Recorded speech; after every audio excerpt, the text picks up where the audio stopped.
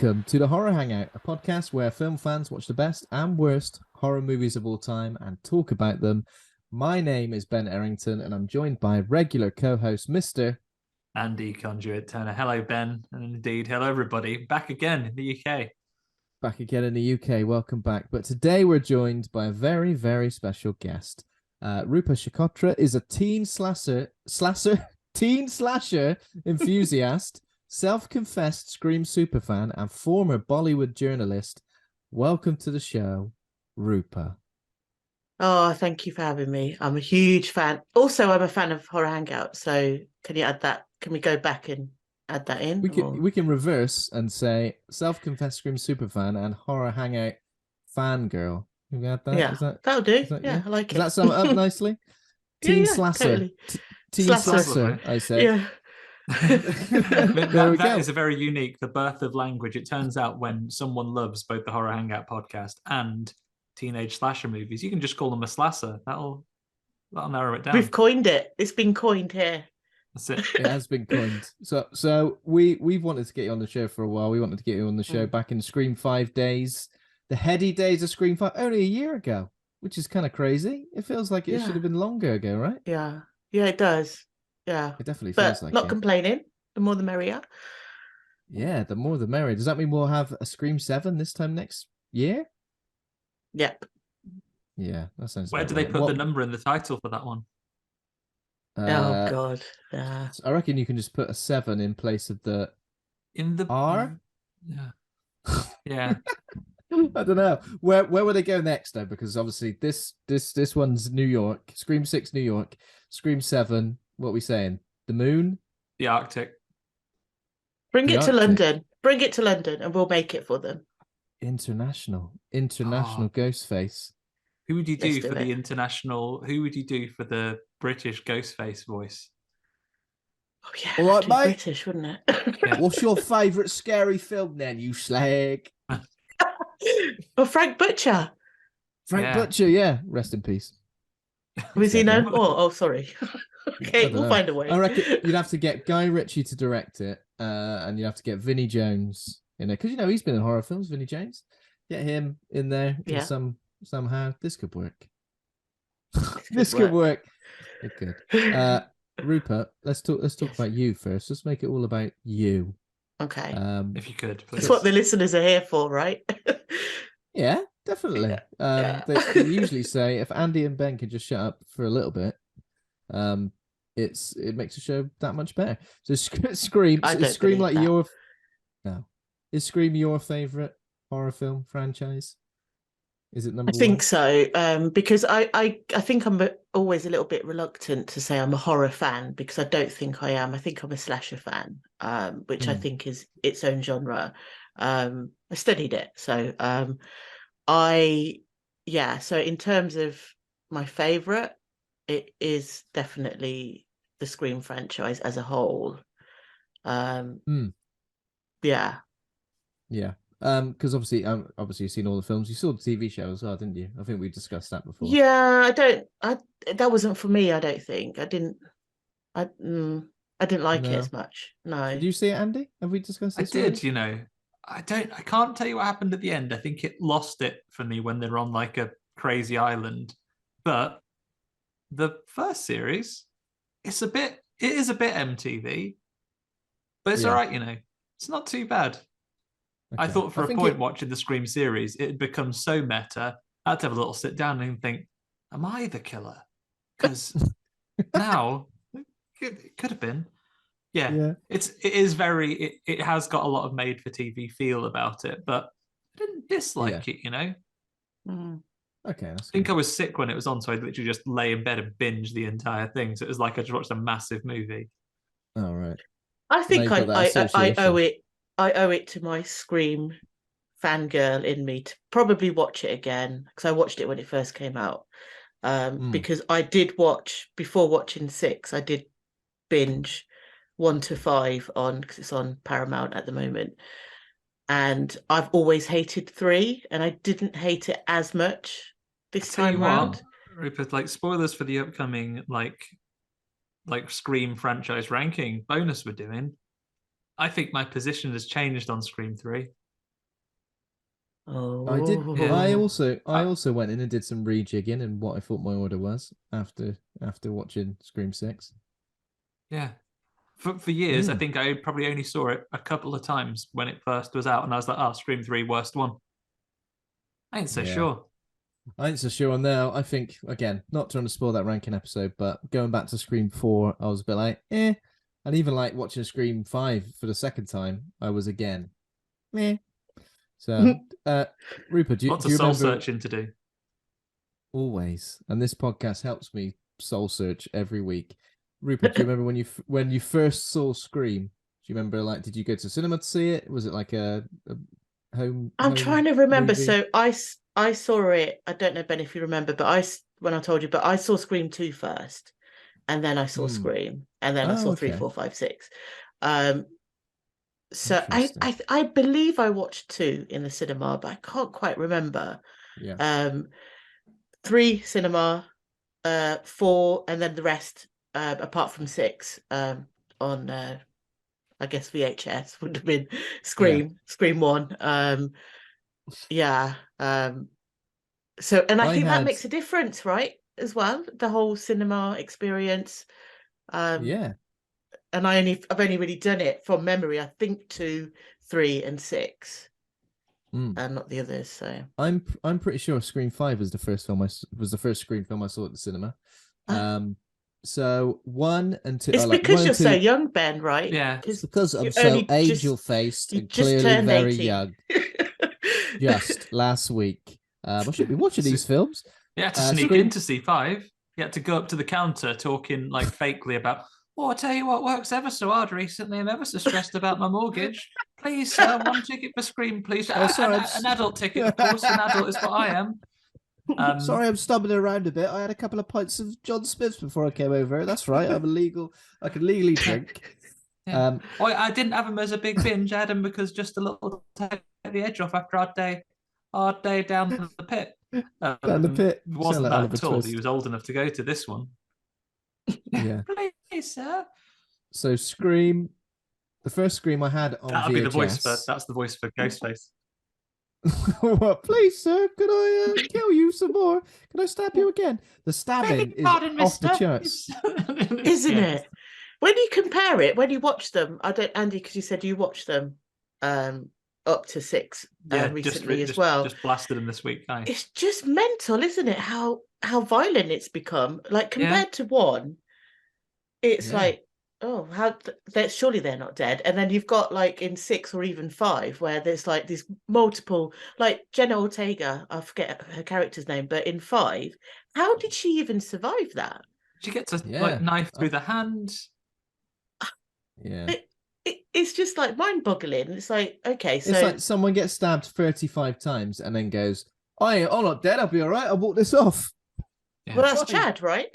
Chad, he got through Scream 5, so he shouldn't have. Anyway, I think. I mean, some people are just more resistant to stabbing than others, I guess. Oh, I didn't take that lesson at school, how to become resistant to stabbing. You know how you ever see the magician's secrets? The master magician himself reveals how the assistant will dodge. Like when they go in the box with the blades and they'll just contort their way around it. If you really internalize those lessons, so you can just get your organs inside your body to just shift out of the way of knives. I see what you mean. You twist just ever so. I imagine that's quite easy when you get used to it. I feel like if this was Scream 7 right now, and the 3 of us were in it, Andy, you'd be the final girl, right? Because you'd know how to say. Might get randed though. You might get randy. You might get randy. Then again, probably be alright though, because you know what? I ain't answered a phone call years. Yeah. Can you text me? Can you please text me your threat? Text me your threat to kill. Especially the second anyone's getting ghost-faced. Don't take any calls. Exactly. Thank goodness. I can only say thank goodness he abandoned the absolutely pitch perfect voice imitating technology that he had in number 3. Never again. Is that this tool's too powerful, putting it away. Oh my god. Okay. What else was I going to say? Oh yeah, Rupa. So you mentioned you studied film, Yes, and you've made some horror shorts over the years, I and did. yeah, and not only have you made a horror short, but we've seen it, and well, we are going to share it at the end of the episode. So if you are watching this on YouTube, or if you're listening to it and you want to go over to YouTube, there is going to be a special post-credit scene, which is going to be the uh an intro to the first Scream movie remade by Rupa and her sister. That's right, isn't it? Yeah. Way back in 19, did we say 1997? I think it's 98. 98, yeah. I reckon it was. So 97, 98, just shortly after Scream 1 came out. And I think Scream 2 was probably about to be in the cinema. Because there's a Scream 2 poster on the wall. Like, if anything could be more meta than the Scream franchise, the fact that you've made an homage to the Scream franchise with a Scream poster existing on the wall. Not a Stab poster, a Scream poster. No. Stab was rubbish. Scream is where it is at. That is my, because I'm a fan of Wes Craven as well. So I guess it's my. I was only 16 when I did it. I'm giving away my age now. Everyone's going to try and figure out how old I am. I was only 16 in college. We had to just recreate a scene, and I picked the Drew Barrymore scene because it was great, I thought. Because why ever not? That was great. It was great. There's some great shots in it as well. Like, and it's shot over the shoulder. It's proper guerrilla filmmaking. It's not. There's no post. The only post I did was I edited it. Oh god, it wasn't even like, like Premiere Pro. It wasn't none of that nonsense. It was shot on SVHS. I don't know if you guys even knew that existed. Yeah. And then so there'd be like tape decks. Then you put the tapes in. I wish I could find the rushes for it, because there was some really funny bits in there. and I just edited it, pieced it together. So all the sound happens while it's been shot. So nothing's happened post. So the bit at the end where the camera goes all, around the room, I wanted to put music on there, but I never got around to doing it. And then I'd moved on anyway to something else. So, I've moved on from that. Yeah, over it. Never go backwards, only forwards. Foreign country, mate. It's good though, and it's really cool that you're able to like still have that and be able to look back on it. So yeah, if you want to see that at the end of this episode, it will be on the end of the YouTube video, because I think it's worth sharing. And thank you for taking these risks. Taking those risks to make these things, these practical effects.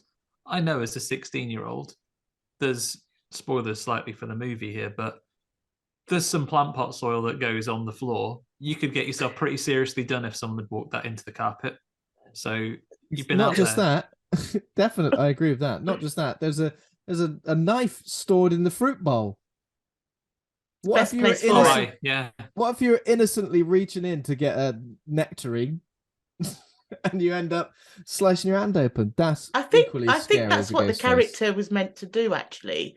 But then she ended up picking up the knife. So, and then that egg goes lucky this is here. I've just had a threatening call. I'm glad this knife's here. Exactly. I feel like we're ruining it. I feel like we're ruining all the interesting parts. So we need to guide everybody to watch it at the end. Yeah, if you're listening to the audio version, just nip to the YouTube. I'm sure there'll be a bookmark in there or something. Or watch the whole thing again. We don't mind the engagement. We don't mind the engagement. Exactly. It's always handy. Do you have any plans to continue that line of filmmaking, Rupa? Would you like to make something else? Yeah, scary? I've got a feature-length script just waiting to be made. I wrote it in my 20s, but it's timeless. It's called Ouija. And then when a film called Ouija actually came out, I was like, fucking hell, someone's got my script and they've made it. But no, my script's way better. Did you go and check in your safe? You checked in your safe to see if it's still in there. And luckily it was. It was. So I would love to do that. That's kind of my background. What I do for a living it's still creative, but it's not filmmaking. And that's obviously... Well, not obviously, but that is a passion of mine, and I would love to, even for fun. I would do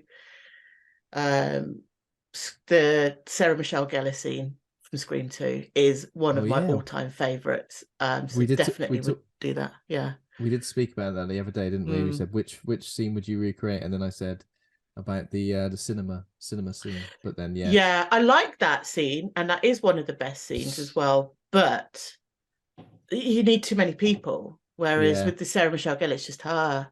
Exactly. Too many maybe people, a friend, and And then, like, I get annoyed at the best of times when it's rowdy in the cinema.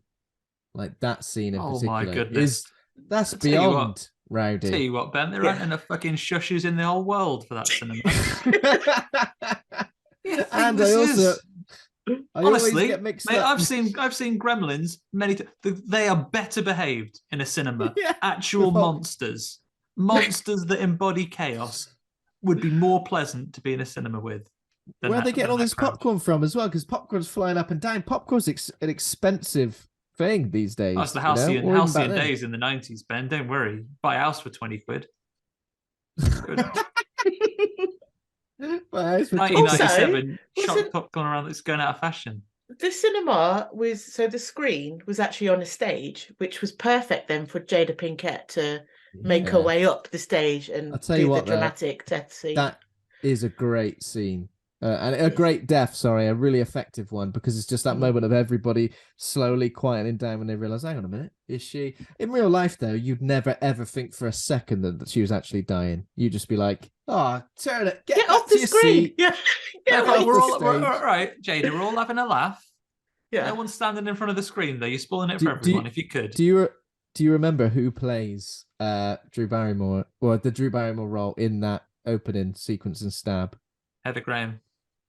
Correct. Oh yeah, that's it. Heather Graham. Yeah. And everyone cheers when she gets topless, right? Everyone in the cinema cheers. Totally normal. See, that's one thing. I'll say this in defense of Stab. I like it that Stab is an entirely casted series. That Tori Spelling is Sidney Prescott. That Luke Wilson is Billy. Billy, yeah. Yeah, that's true. But it is a fully cast film. Yeah, not just nobodies. It's actual. That's debatable, but it's beyond meta. Okay, right. So before we start talking all things Scream, let's do a little bit of horror news for this week. A couple of stories out there. Don't know if anybody else has seen these, but the Faces of Death movie is getting a remake starring, is it Dacre Montgomery, the guy who played Billy in Stranger Things, and also Barbie Ferreira. So this is kind of a weird one, because I thought Faces of Death was always one of those films. So it's a 1978 original. It's a bit underground. It's like proper infamous, isn't it? Because it allegedly showcased real deaths. Real execution footage and things like that, right? Real execution footage. It doesn't strike me as one of those films that's gonna definitely get picked up for a remake, but yeah, apparently it has been picked up for a remake. And I guess it's kind of weird, isn't it? Because that sort of snuff film or fake snuff film thing, I feel like horror's kind of moved past that. When we get into what we've been watching, I will discuss the Luther movie, which seemed to resurrect this kind of internet snuff film stuff that was popular in movies in the mid 2000s, which was kind of odd. And I kind of get the feeling like that with this as well, that it's a cycle of sort of horror movies that kind of been and gone. A Faces of Death remake might have been popular in the mid 2000s, early 2010s, but the fact that we're getting one now is kind of odd, but still pretty interesting. Get a new audience in, perhaps. I don't know, because I think I agree with you. Snuff stuff. I wouldn't really go. I would definitely wouldn't go to the cinema to watch it. I don't know. I've not heard of that. I've not heard of the original either. This could be a good film to cover on the show, Andy. We've never covered Faces of Death, but also getting some young, good-looking, up-and-coming actors in it as well, like that Dacre Montgomery. Everyone's going a bit nuts for him when he was in Stranger Things, so maybe it's the kind of thing where look, we're going to resurrect this franchise. Let's put a face to that some young audiences are maybe going to want to come and see. Yeah. Who knows? Get some snuff stuff out there. Snuff stuff, yeah. A little bit of snuff stuff. What else? So Jordan Peele, fourth movie is going to release in time for Christmas 2024. So obviously off the back of Nope, which came out last year, I believe. So Monkey Paw Productions, their latest film, has got no title. It's an untitled horror thriller set for release in 2024. So I think you can never really predict what kind of films these are going to be, even when you see a trailer or something. But do you think, I guess like the three Jordan Peele movies have all been so critically well received that he's still riding that wave.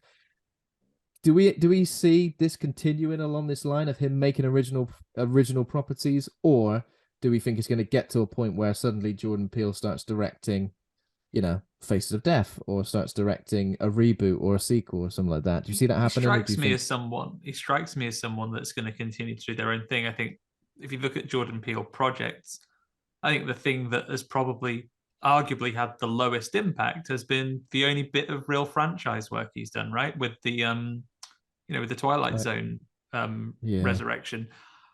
Arguably that's to do with platform choices and everything as well, but I think that was the thing that people were most underwhelmed by, whereas people seem to be consistently blown away by his original stuff. So you'd imagine he'd stick with it. Yeah. Rupa, have you seen all the Jordan Peele's stuff? Any of? None of? No. Sadly, no. Because I guess it's like he's one of those directors that really seems to influence so much of other modern horror films as well. You'll start watching a movie and you'll be like, okay, this is kind of trying to be a Jordan Peele film. Maybe it's got like some sort of social justice dialogue, or maybe it's like an unconventional film attack. I can't really say much without spoiling the other movies, but I think his impact on modern horror is really good. So I think it's always good to watch them just to see how that influences other modern films. What would you say your favorite is, though, Andy, out of the three? Us, probably. Yeah, I think mine is Get Out, just for rewatch value, because I think I've rewatched that and Us. See, I haven't rewatched Get Out. Get Out always struck me as a really great, like a really great first watch movie. I'm not against watching it again, but it's like I always say, Ben, content is infinite. My time is not. Exactly. I would say, knowing Rupa, I think you would enjoy Us the most out of all of those films. That's the most slashery. The most slashery, okay. Yeah. Because is it Get Out? I wanted to watch it, but I think I'm a little bit scared to watch it. I know that sounds crazy, but I was also scared to watch Mithrigan because I've got 1,000 Mithrigans downstairs in my daughter's toy boxes. So, well, you loaded. You made the money. They were like $100 each. I've got dollies, loads of dollies, and I think they might be coming alive at night time. Who knows? So I think stuff like that I kind of steer clear from. But if you're recommending Us, I'll Us is all right. Okay. Yeah, it is good. It is good. I think you'd enjoy it. And I think unlike Dollies, which probably will get people at some point, I think you're very safe from ever being Us or Get Outed. Okay, all right. And even less likely to be Noped, I think. Noped. I think that's the least likely out of the three. Even though Us is kind of least likely to get Noped, I'd say.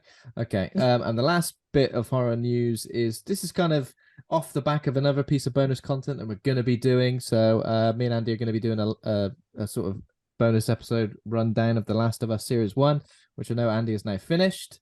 Bella Ramsey, the star of The Last of Us, who plays Ellie, has said The Last of Us season will air 2024 / early 2025. And I think Neil Druckmann also confirmed that.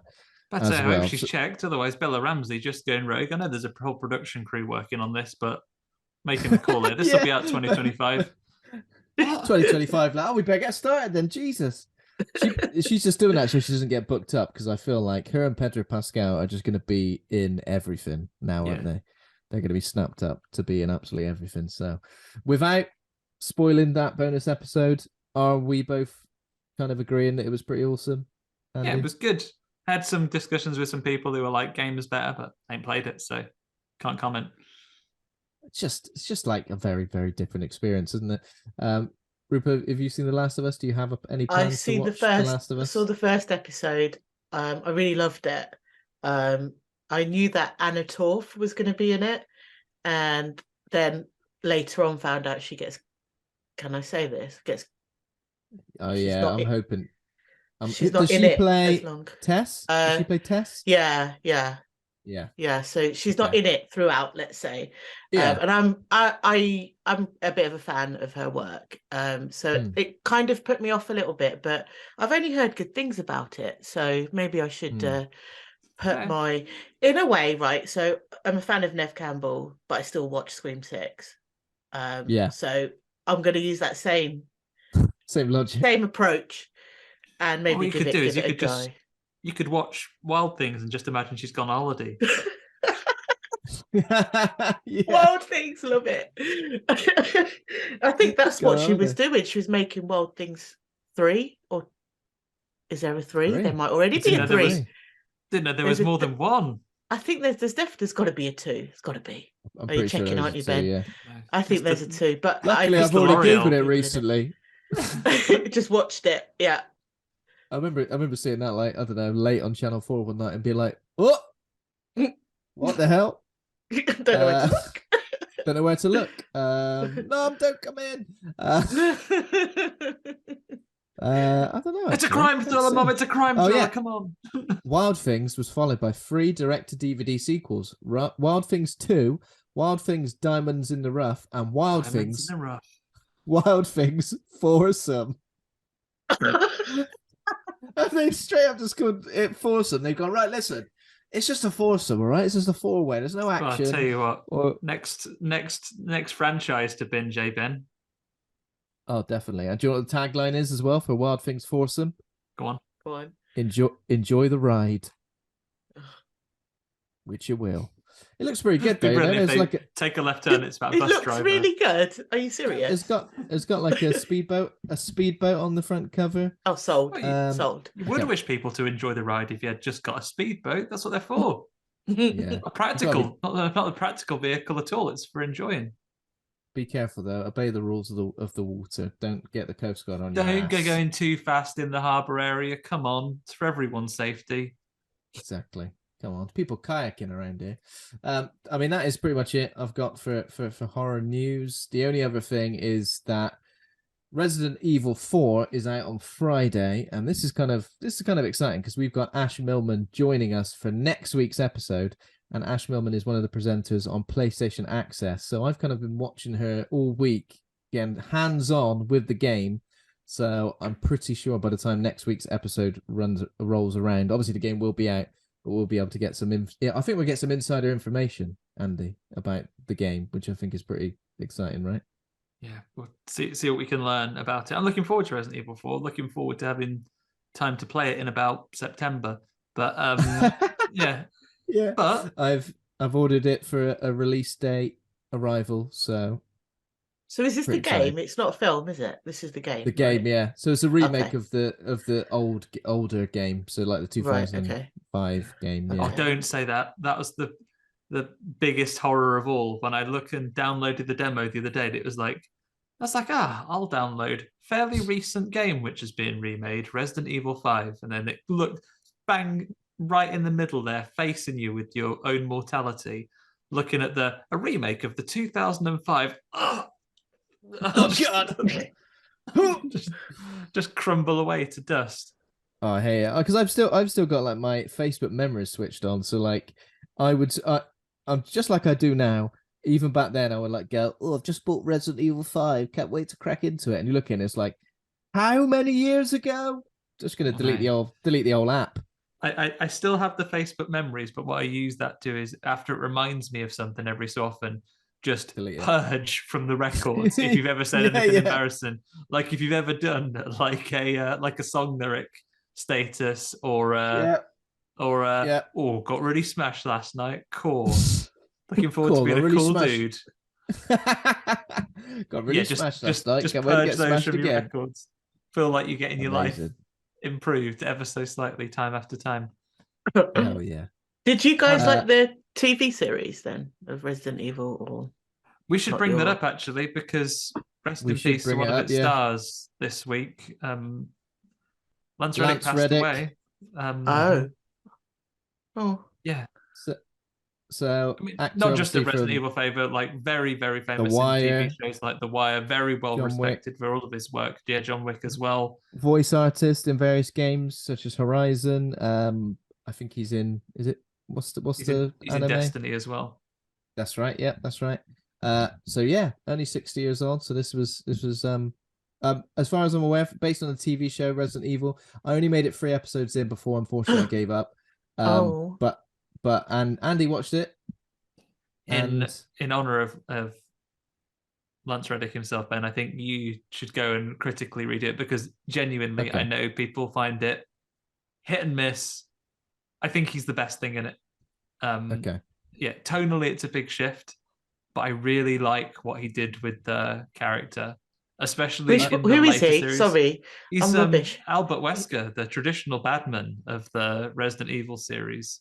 But he's playing he's the father of the 2 main characters in this one, and it does link up. He was in Fringe, the guy that was in Fringe, because that's where I recognised him from. Yeah. Oh, okay. Oh shit. Yeah. Oh, so what are they going to do? Because there's got to be a second season. It got cancelled. No, they cancelled it. So they did cancel it. Yeah. No. So all right, okay, maybe because the completionist in me and big Resident Evil fan kind of feels like maybe I should go and give it another chance. So maybe I will, in honor of Lance Reddick. So yeah. I guess the next section of the show is what we've been watching. We kind of do like the last 7 days, but Rupa, if there's anything that you've seen recently, doesn't have to be from the last 7 days, just if you think's worth recommending.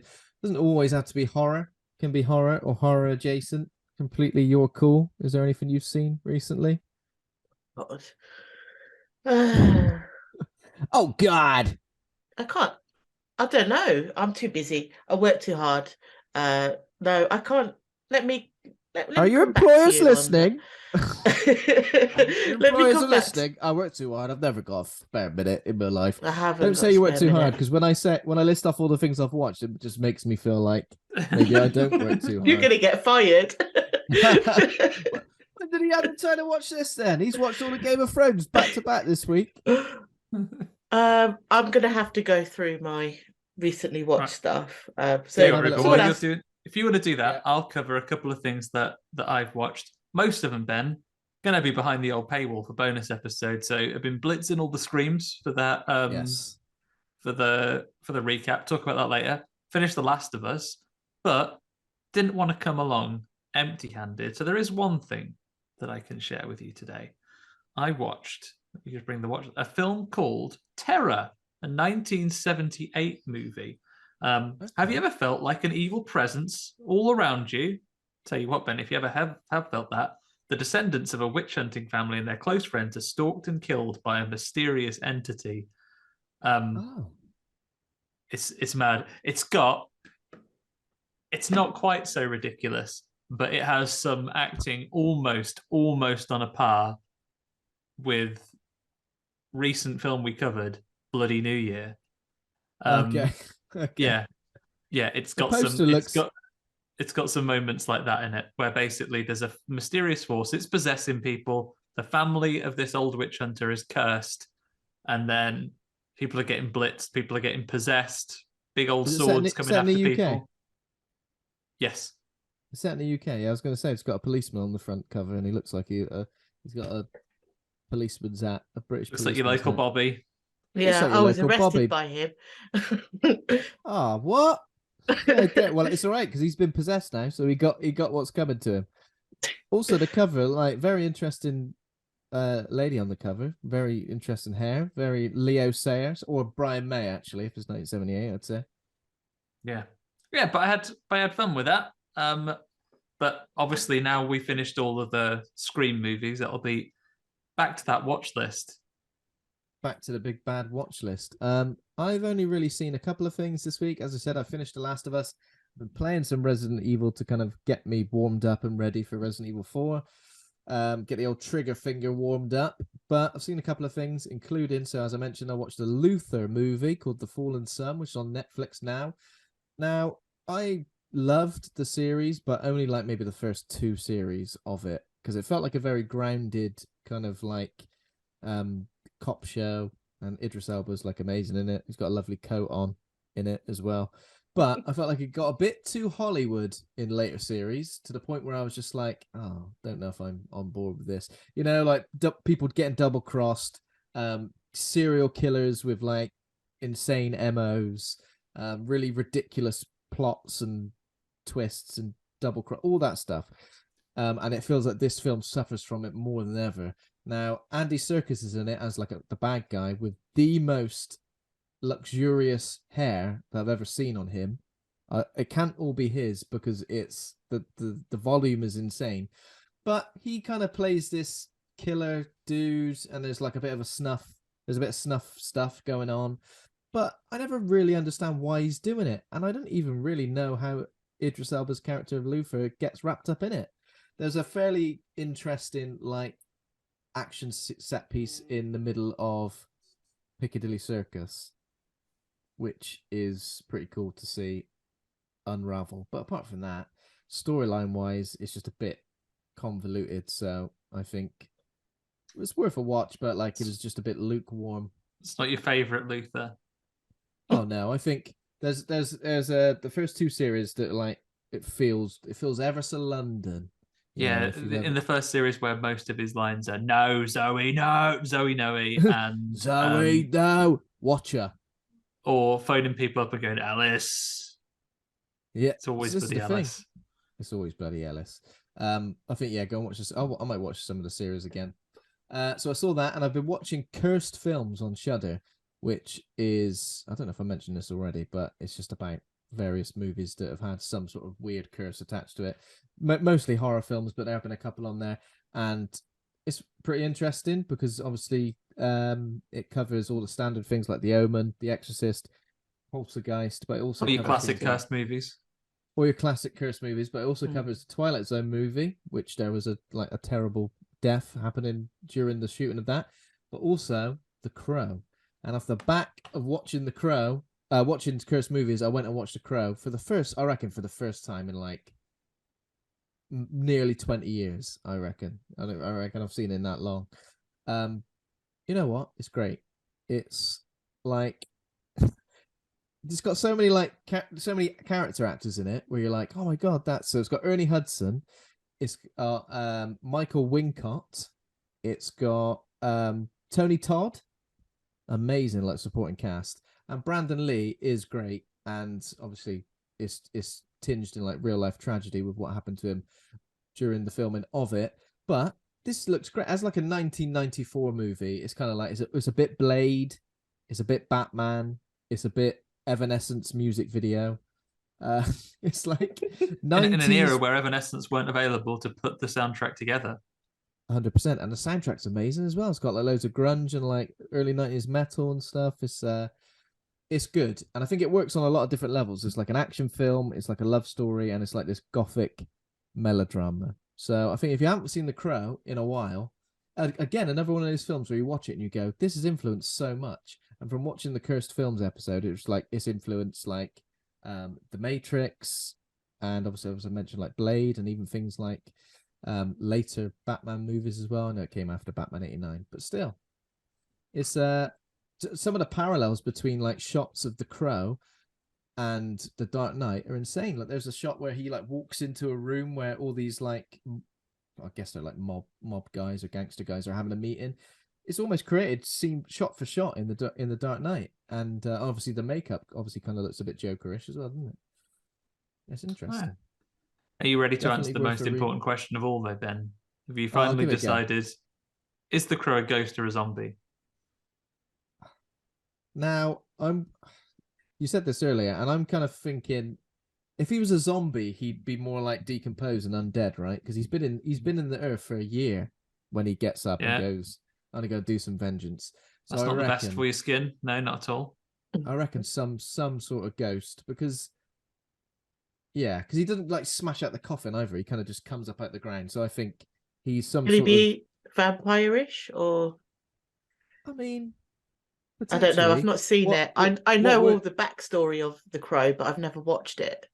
It's definitely worth watching. So it's on. So I watched it. I found it on Sky on Demand. It was. So, what word did you say again earlier, Andy? When you were trying to decide was it a revenant? He was a revenant. Yeah, yeah. I mean, something like that. It's not. I don't think you would say ghost or zombie. It's something else. Angel of come up with a special word for this. Crowman. There's a crowman. Yeah. So that I mean that was pretty much it. Should we come back to you, Rupa? Have you? You ready? You can. I mean, I don't think anything. I started to watch on Netflix. The Rose. Is it The Rose? It's British. Huh. And I think I'm like 3 or 4 episodes in, and I'm already bored of it. It's about an app. I don't know if you guys have heard of it. I think I saw it. It got pushed as a recommendation, but I don't know anything about it. Is it Red Rose? Oh yeah, possibly. Yeah. Possibly. I had it on here somewhere, but I can't see it now because there's other things I watched, which is called Fall. That's on Netflix. Oh, it's a film. We did that. Yeah, we did that at Fright Fest last year. What did you think of Fall? I think I didn't get the twist, and I was really like happy with that twist because I didn't expect her to have already been dead, the friend. So I quite liked that twist. I didn't. It's not going to feature in any top 10s of mine, but it's quite tense. Yeah, I generally liked it. Probably wouldn't watch it again. It was all right. It not entertained is the wrong word, but it was a nice evening to watch it. What did you guys think? Another piece of horror news that I skipped over was that there's a sequel in the works after. So does that come under horror? The Fall counts as a horror movie. Okay. So we covered. Don't want to go falling off things. Never so nasty. Ever so scary. So we covered those blokes rob a car. Year, bastards. When wasn't that terrible? Oh, yeah. Like, what are you doing? Oh. Yeah. Too late. So there's nothing you could do about it. You can't even get down. So we I'd have used the last bit of my drone battery to smash into them. Smash into their head. It did get a cinema release, but I think it must have done really well on Netflix. It was in the top 10 for a few days, and a few people have said to me, "Have you seen Fall? Have you seen Fall?" So it's strange. It's number 4 at the moment in the UK today. Okay. It's number 4. That's now I don't know how true that is, or if it's based on algorithms. I think for me, so because I didn't guess the twist, which annoyed me a little bit, I guess I got really angry when the friend, so not the main girl, but the friend, she like got completely fucked up, and she was going up the tower. No, it wasn't the friend, it was the main one. She was going further up, and I'm like, but you're damaged. Why are you going up there? You're going to get more damaged. And that should have been my trigger, that it's because you're the only one that's alive. That's why you have to go up to get, to the I don't think I got it either. It was just one of those films. Go and get some electric out of the light bulb. Yeah. I did try it the other day. My hair was like, no, I didn't try it. It was one of those films though, where you know when there's a clear, my boyfriend's been cheating on me with someone, I was devastated. I hate that because you go, it's gonna be her, innit? It's gonna be the friend, and there's just that constant dread throughout where you go, there's gonna be some sort of reveal. Yeah, they're like, where's the best time for me to reveal to you that your fiance has had an affair with me, your best friend that's been out of your life for a bit recently. Yeah. Top of a long pole. So, yeah, top of the long pole with a rickety ladder that you definitely would never climb. Horrific. There we go. So I think we've covered lots there. I guess we should jump into the film of the week. Scream film of the week, right? Scream. Jump straight into Scream 6, which is a 2023 American slasher film directed by Matt Bettinelli-Olpin and Tyler Gillett, also known as What are they also known as, Andy? Sorry, I was asking you. Oh, they're the hide and seek dudes. Yeah, I'm trying to remember. It's Radio Silence, that's it. Sorry, I should have had the Radio answer in front of me before I said it. So it's written by James Vanderbilt and Guy Busick. It's the sequel to Scream 2022, the 6th installment in the Scream film series. Starring Melissa Barrera, Jasmin Savoy Brown, Mason Gooding, Jenna Ortega, Hayden Panettiere, and Courteney Cox, all reprising their roles. And there's obviously loads of new people in it as well, including Samara Weaving. So if you're a fan of Radio Silence, she was the main character in Ready or Not. That's right, isn't it? Yeah, Ready or Not, yeah. Okay, so the survivors of the Ghostface killings leave Woodsboro behind and start a fresh chapter in New York City. How'd they all manage to leave? There we go. New York, repping New York. How'd they all manage to leave Woodsboro and go to get in the same college? How's that? Ain't real life. Dead easy. I don't. Yeah. Dead easy. That's like the dream, innit? When you're a kid at school and you're in like a little friendship group, you're like, we're all gonna go to the same college and it's gonna be great. We're gonna get a flat together. It's gonna be outside. Yeah. It never happens. Never. Also, ever happens. Isn't their flat really lovely considering they're in New York City? Their flat is absolutely New York City. Gorgeous. They'll just go. They'll say, it's rent controlled. The catch-all. Okay, yeah. So on IMDb, it's got 7.2. On Rotten Tomatoes, it's got that's pretty high. On Rotten Tomatoes, it's got a 77% critic score and a 92% audience score. There we go. We know better. The audience know the truth. 3.8 on Letterboxd. I've got some choice reviews here on Letterboxd. Jim Caddick says, didn't scream once, let alone 6 times. 3.5 stars. Jim Caddick, the like Cadicarus game journalist, yeah. Yeah, Cadicarus, yeah. I follow him, so this obviously came up as one of the top reviews. Matt, with an exclamation mark, says, Jason failed, The Predator failed, Leprechaun failed twice, but Ghostface finally did it. He conquered the asphalt jungle. 4 stars. Oh, interesting. Yeah, and then Silent Dawn says, certainly not equal to any of the Craven entries, but at least Scream 6 showcases a stronger grasp on the mechanics of this franchise.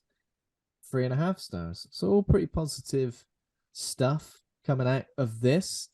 Does anybody have any, I guess without spoiling anything at this stage, does anyone have any like initial thoughts? Do we think better than Scream 5? Yeah? Yeah, I think that's my immediate takeaway. I think the characters have settled in, and I think they give Jenna Ortega, who is a huge talent, a lot more to do in this movie. Yeah, because in Scream 5, she just kind of is in the. It's poorly for most of the film, and then is poorly for most of the film. Yeah, she's right poorly for most of the film. Yeah.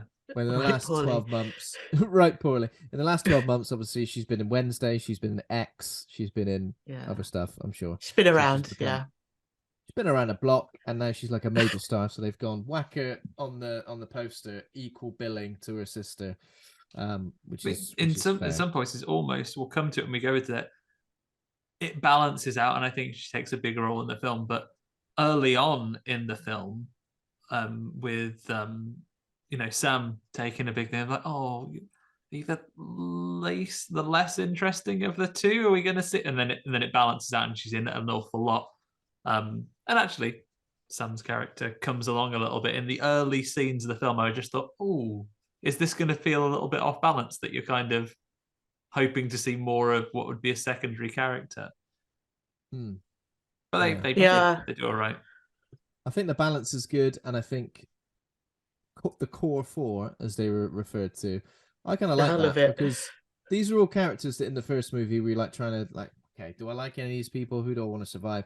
Also, in these Scream movies, it's rare that essentially the 4 main characters of the new generation of these stars all survive Scream 5, which is kind of crazy, right? Is there a rule as well? Forgive my ignorance as a fan of this franchise. Forgive my ignorance. Is there a rule that only 5 people get killed per film? Is that official? Oh, because I read this recently. I read that the body count was there's a rule or an unwritten rule that the body count never goes above 5. In a slasher film or in Scream? In a Scream film. In a Scream film. So maybe I need to find. In fact, I think it came about when I was doing that quiz at the cinema. Maybe I'll look into that. But I reckon more must die in 4 certainly. Maybe 4 has the highest because there's a pair of policemen that eat shit quite late on in the movie. Maybe I it doesn't reckon include. That 4 it can't include the killers. 5. It can't include the killer/killers either. Also, yeah, I reckon 4 exceeds 5 deaths, easy. Do you know? Right, okay. Spoilers here for this one, I guess, and another one. So here's the warning if you're listening to early stages of this review. A lot of people talk about Ghostface as being like a solo killer. He's only ever been a solo killer once, he or she. Only once. Up until 5. Up until 5. We can't give away 6, or can we? Are we allowed to talk about that? We will. We'll give people a few more minutes of spoiler warnings. Eventually, guys, be ready. At any moment, we may spoil Scream 6. I think we'll very quickly say before we continue, I think it's a film you'll enjoy. If you like the Scream movies, you'll like this one. So I agree.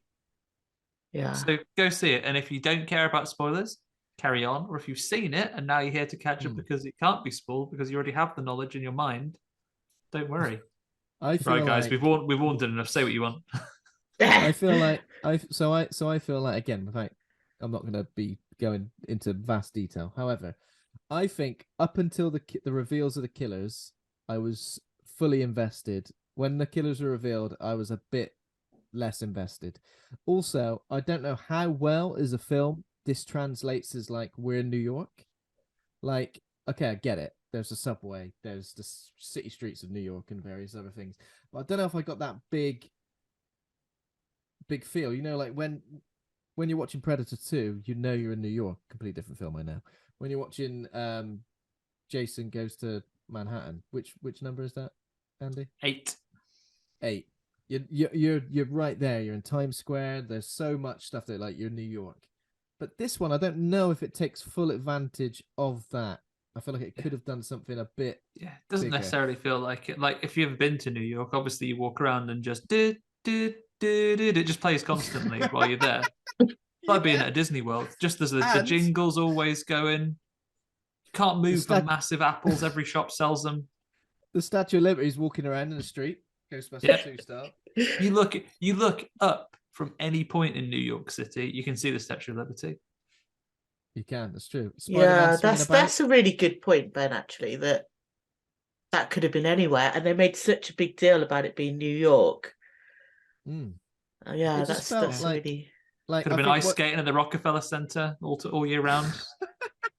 Like Woodsboro feels quite close quarters and like small town and stuff. But this, even though you're in New York, it still did feel quite close quarters. And it did. In terms of where they were, it felt more like Scream 2 to me than anywhere else. Just like in a university town.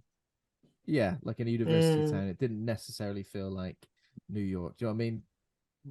That's not to say I wanted all of these immediate visual cues to say, look, we're in New York, but I feel like turtles weren't in it.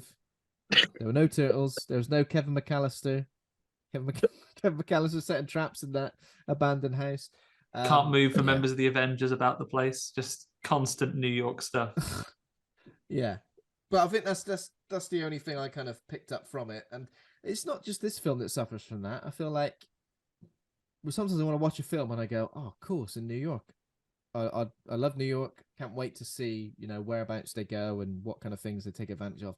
And sometimes it's just like dark streets, interiors, and it is a bit disappointing when films do that because, yeah, I think the subway scene probably I won't pick on so much, and I think that was it looks like the subway in New York. I'm there live in New York. Yeah, there you are on the subway. Yeah, that's fun. Expensive this journey. You've been on there for ages. I know. They keep staring. You're in the system. You just put one token in. You're all right. Yeah, like you are right. And also, I've never claimed, Ben, to be in charge of city planning in New York. I don't have that kind of expertise. But No. I don't think that in the prime real estate of Manhattan, that's large cinema complex slash slash ritual shrine to all the scream killers and so on. I'm not sure it would have remained undeveloped. No. Would have been any interest whatsoever in developing that property. Yeah, that's a good point. I did like the inclusion of that though. I thought it was pretty cool, and the kind of fake. It was cool. And the fake out opening sequence was pretty interesting as well. I think. Well, because you've brought that up. When can we talk about the first murder? Yeah. Should we dive into plot? Right. So let's get into the first murder. Let me just very quickly mention next. So I've listed off some of the cast. So we've got the core four: Sam, Mindy. Well, wait, it's not listed in order. That's annoying. Chad and Sam, Mindy, Wednesday, Chad, and Wednesday. Tara. That's it. What's her name? Tara.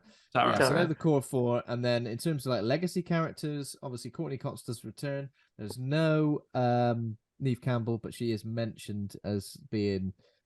She's mentioned twice.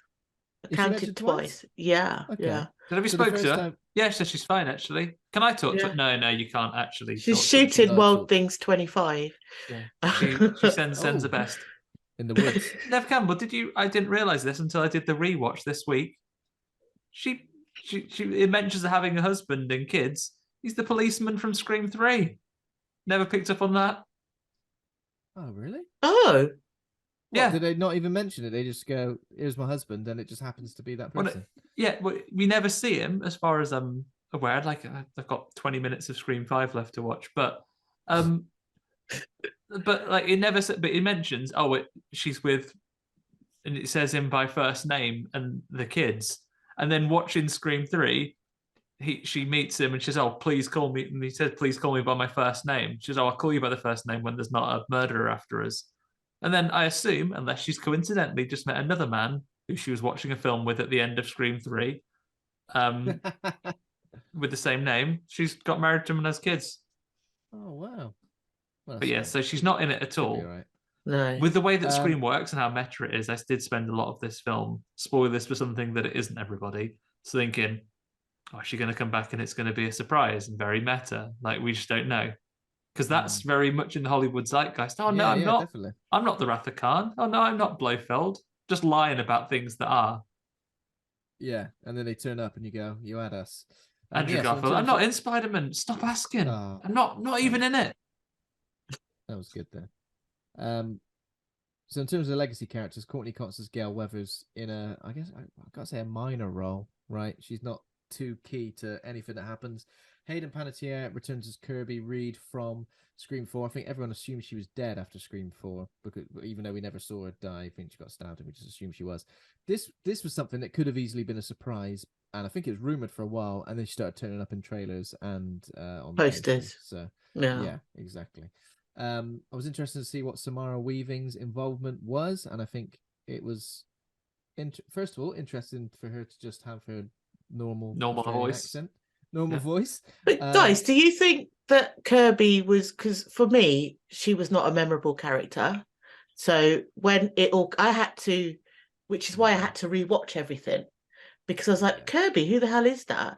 And then interestingly, shout out to my friend Martina who came from London down to up to Bedford to watch it with me. Yes, she's like, who the hell's that? And she likes Scream. Yeah. And she's like, who's that? And I only knew because I researched it and I'd watched.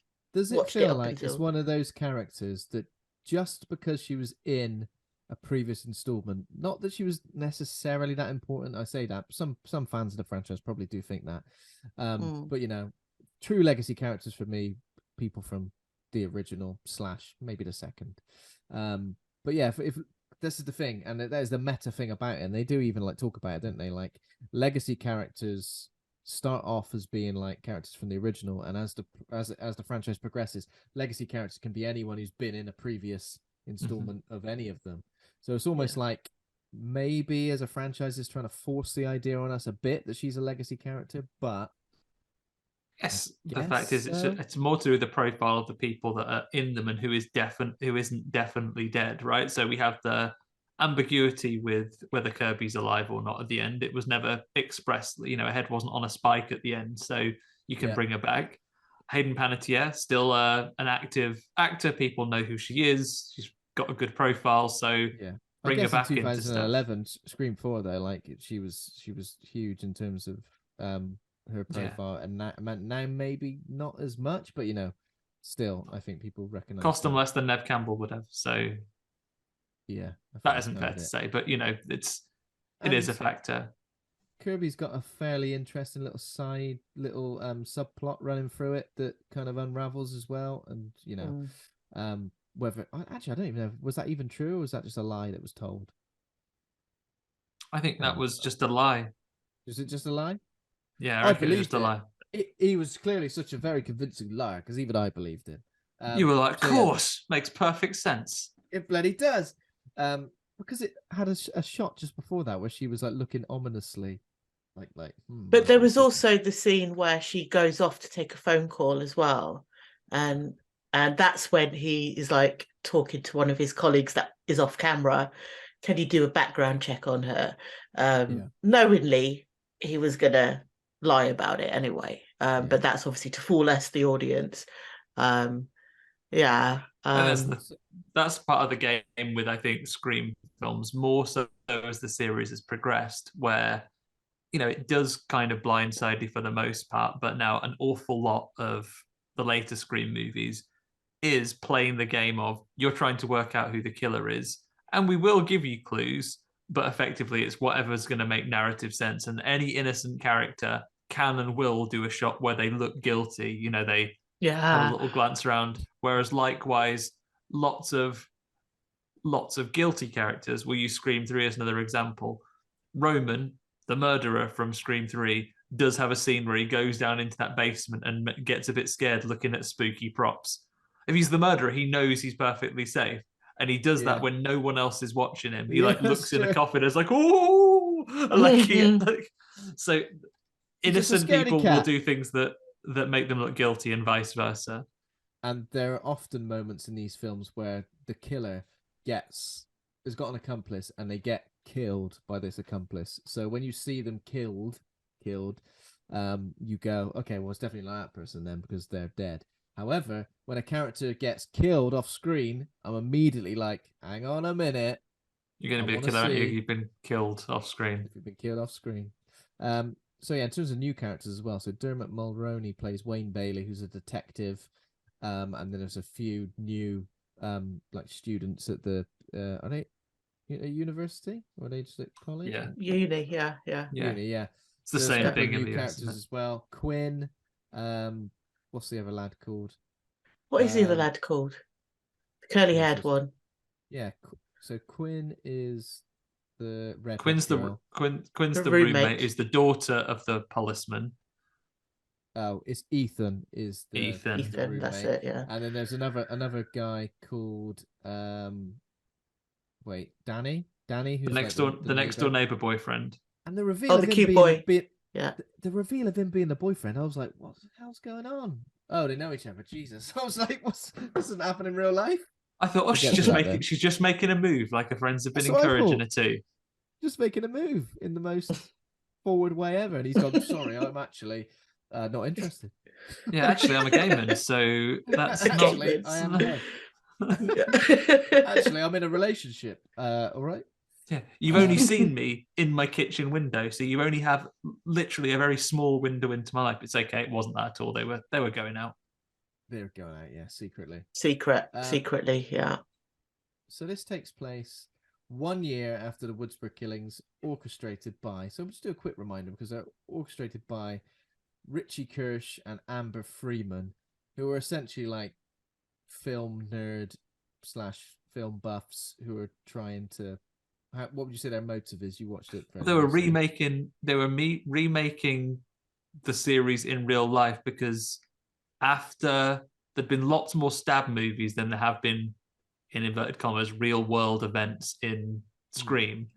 So because it had gone crackers in the film world and they didn't like it, and it was very, very of the time commentary about, you know, the reactions to things like The Last Jedi and so on, like, you know, legacy series that haven't met fan expectations. So these were some fans that were making their own real murders.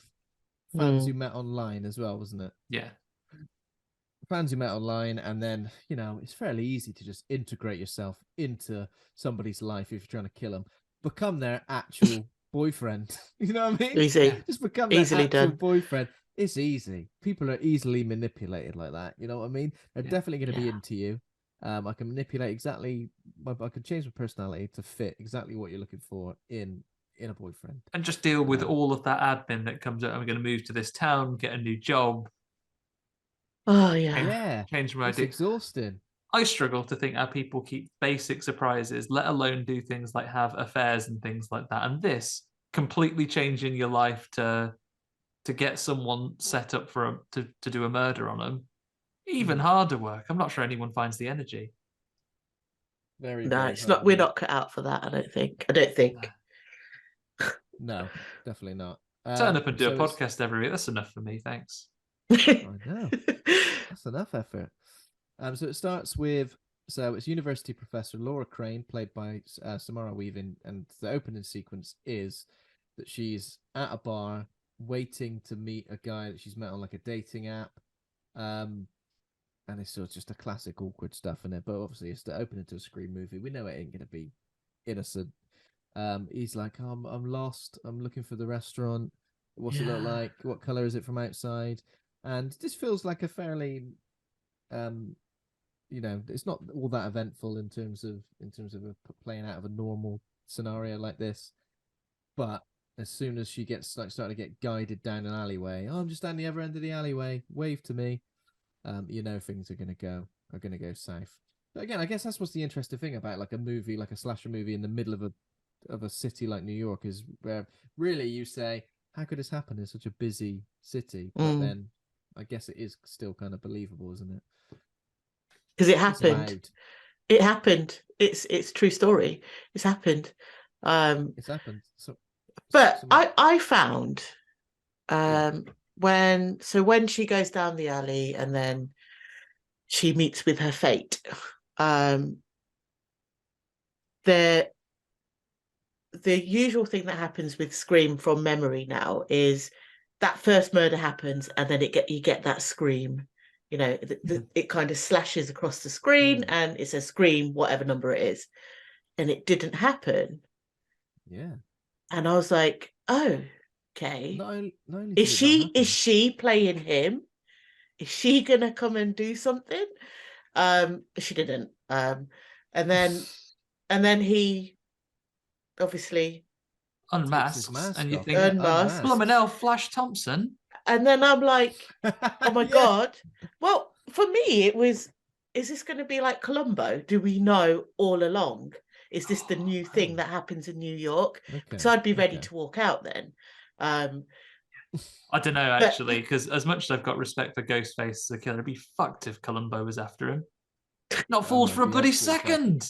One more thing. Are you the Ghostface killer? Yeah. No. Yeah, fuck, I am. Damn it. Solved it. Soz Columbo. No one's beating you. How badly do these films? I was thinking it was Scream 5, but I was thinking even more so of this one. How badly do these films portray film students, film fans, and like, you know, it was film fans who were killers in the last film, and now it's like film students who are the sort of fake out killers in this opening. Well, they are killers, but you know, they're not the legit.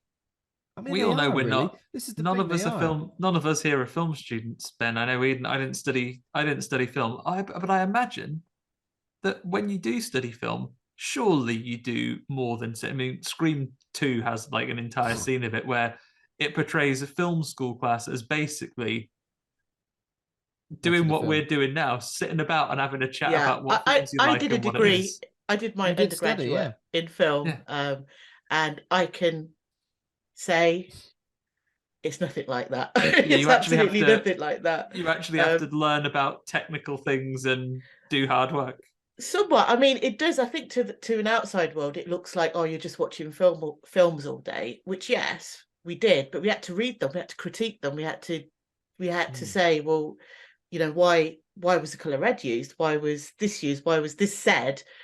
How important is this going to be to the next bit of the, you know, or the end of the film, or which is throughout. Obviously, Scream as a franchise is the self-conscious horror slasher, and it does it throughout it. But yeah, no, they're not realistic at all. So represents the genre. Is very aware of that. All the students aren't as hot as they are. There was no Sarah Michelle Gellar in my class. I'll tell you that now. That's a shame. They're just very normal looking people. They're not that hot. Yeah, just classrooms full of sexy people from different walks of life, all united by an encyclopedic knowledge of film. Yeah. Here's a question though. So the two film students who kill Samara Weaving, who don't end up being the official Ghostface killers for this movie, they still count as Ghostface killers though, right? I was going to ask, do they count as ghost faces? Because they did kill someone. They killed someone wearing the ghost. Well, because they wanted Scream 6 to be about them, but it wasn't. Yeah. Right. So because this is what happens to them now. Yeah. Just to finish off this scene. So Flash Thompson, whose actual name in this is, it's not Greg, Jason. So Jason. It's like Jason because New York. So Jason goes back, and then he gets a phone call. He has the Ghostface phone call, who he thinks is his roommate, who he is the Ghostface killer along with. And then I kind of liked this scene where they play a bit of warmer, colder, we get some tension, and then his roommate has already off camera been chopped into a little bit and fridged. So he's in the fridge, and then he's been fridged, the Green Lantern's girlfriend, and he stands over them, and the Ghostface killer, a tough Ghostface killer, is slashing him up, and he's like, "Oh, but you know, what about the movie?" He answers him quite coldly and curtly, I might add, "Who gives a fuck about the movies?" before stabbing him up to bits, and that's when we get the slash and the opening. And that's our cold open for this one. Again, Scream, for its highs and lows along the series, always like the cold open here. And this is another way to sort of subvert what we were expecting by beginning with what we expected, but then having another line, seeing a reveal happen early, like Columbo, and then having that series of killers dispatched in the opening scene.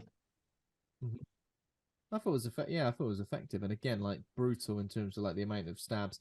Even the Jason character, when he stabbed Samara Weaving, like he went to town on her, stabbing her. It's like you really need to feel the brutality of it, and I guess that is something that has always been effective in these films. It was something that I always found effective in the first movie when Drew Barrymore gets stabbed, and then she's literally hanging from a tree. Like I think that is really, really brutal, and the vision of that is effective. And I guess it's the same here with the fridge, but like a good 25 years later, when we saw everything before in the 80s as well, but we've seen every type of cold open and every type of, especially with Scream, it always has the meta thing where maybe you think it's this, but it's actually this. I think this felt quite unique in terms of what we were doing with it, because I was like, where are they going with this? And it did seem to go in an interesting direction. But yeah, luckily, I think it needed that. Otherwise, I mean, this franchise is just going to get boring, right? It needed that. So for me, it's kind of injected a new lease of life for it, because where 5 might have, dipped a little bit, it's kind of, for me, it's on its way up. I think it's got a good grip of everything they're doing. I think the other thing you need to think about as well is that they are now, more so than ever, these last two have been made in an era of internet culture where any feasible idea you could come up with, someone is putting forward on Twitter or on Reddit or anything else. I think lots of things. Lost will have suffered for it. The Game of Thrones TV series will have suffered for it. And the film references it even in this bit as well. Oh, hey, it's well documented that there are rumors that Stu's character from Scream 1 was going to be alive and be a killer, be a killer. And they have to call it out, because now, if you think about it, as much as that is a cool idea, and as much as Matthew Lillard has said he'd love to come back and be in it, you can't possibly do that now because it's been called out on the internet. So you'd be doing something very actively which someone has already predicted and done. So you have to do something different, because aside from not wishing to be predictable, I don't know where you'd stand if you made an idea in a film. Would someone be able to come at you and at the very least cause a stink, even if they had no legal recourse, to say, well, I was the first person that posted that. That's my idea. I said that on Twitter. Not only do they call it out, but they also show the TV, and involve the TV, which crushed Stu's bonds in this film as well, which I think is pretty interesting. They're calling it out. Big old CRT unit. Big old CRT unit. They call that out, and the fact that, talking about internet culture, they actually call out Letterboxd is mentioned as well, as like, so in terms of like all the bloody film nerds that they use that, they call that out as being like, every single possible idea for this franchise is there in the reviews and the comments for all of the other movies. You could traipse through all of the comments on it and sort of shape a whole new plot from everyone's theories and stuff. So it's interesting, I think, and it's interesting how it leans heavily into that internet culture and also calls it out for what it is as well. So I think this is probably another way that's driven this New York shift. But yeah, interesting to see how this pans out. But if we return to the plot, so we've had our cold open. We then learn that Sam and Tara, now living in New York, along with all their mates that they've gone to college with, they've got their other new characters, and we have Sam attending therapy with Dr. Stone. Yep. Real piece of work, this guy, right? He's like, tell you what, you've got to tell me what you're really thinking, because I can't stress this enough. I can only help you if you tell me exactly what you're thinking. She goes, all right. And as soon as you tell me, I'm going to tell you to fuck off. Yeah, actually, can't handle it. This is too much. I have only done a short online course. I've only done a short online course for therapy, so only got halfway through it. Need to do the rest of it. I'm literally I'm literally 1 week ahead. I've done the first week and I've had your first session. I'm not actually. I've done the part of the course where I can push people to unveil their secrets, but I've not actually done the module about dealing with those yet. I'm not equipped. I've not done the module where you have to. I've not done the module where the person you're trying to give therapy to has survived, has had a near-death experience, and then now being haunted by the spectre of their serial killer dad. I'm just good at drawing the truth out of people. I'm not equipped to deal with it in any way. So, unfortunately, I am going to have to pie you off and tell the police inaccurately that you've been doing this. Because she basically said, Sam recounts it, said, oh, yeah, I absolutely fucked up Richie, actually, last time. Stabbed him up, slashed him, shot him to pieces, actually. So he's dead now. And in many ways, it kind of felt quite nice, actually. Gave me a lovely warm feeling in my tummy doing that stabbing. She never makes threatening comments. She never says, actually, I feel like stabbing up all the people. Never says that, but he goes, yeah, I've made threatening comments, though. Gonna have to report this to the police immediately. I'm going to put it out there that they would have been aware, if she killed Richie the way she did, she would have been like publicly held accountable in a way that was different to just conspiracy theories online. She would have known who Richie's dad was 100%. Like his name and face would have been revealed to her at some point, whether it's like a court case or some sort of other legal proceedings or whatever. They were going out for a while as well. Might have met them or just seen them in pictures. Well, no, I don't think he would have officially introduced his actual family, would he, to her? I don't know. How deep was he going? Yeah, because he was undisguised. But surely he would have just got even if you'd never met him and said, "Oh, this is my dad. His name's Peter," you might have started the same picture because you've got loads of dad pictures around. Yeah, you can't just do a fake. And if he was doing that, how would he have disguised getting phone calls from his actual family? Yeah, it's all a bit nuts. Unless we're just supposed to believe that Samantha was just incredibly gullible. But also, we know that since the last film, Sam has been on medication for like anti-ghost dad medication all this time. So surely a therapist should have had access to these medical records, but no. He's just the kind of guy that goes, actually, as I mentioned, I'm not equipped to deal with this at all. So see you, I guess. Anti-ghost dad. See you around. Yeah. See you around. Yeah. Anti-ghost dad medication. When I pushed you to come up with the truth, I was just hoping, like, it's just one of the questions on my list. I was just going through the questions. Sorry, I don't know what to do now. Is it like one of those things you a script when you cold calling somebody? Yeah, basically, yeah. It's like me going to try and fix the boiler. Is the pressure a bit low on the boiler? It is. Don't know what to do with that information. What do I do? Call an adult. Have you switched it off and switched it back on again? Yeah. Yes. Don't know what to do now. It's going to cost you $2,000. Yeah. But also sticking to, is it Dr. Stone? Dr. Stone. Yeah. He was in Revenge. So all I could think of was Revenge when I was watching him. I don't think he's a very good actor. The way he approached the door when, later on in the film, I know, sorry, we're jumping a bit. Yeah. It's like, no one answers the door like that, unless you're meeting your oncoming death. Yeah. Oh, right. It's like, because he's sitting watching TV, whatever he's doing. Doorbell goes or door knocks. He's got like he's watching a kimono on.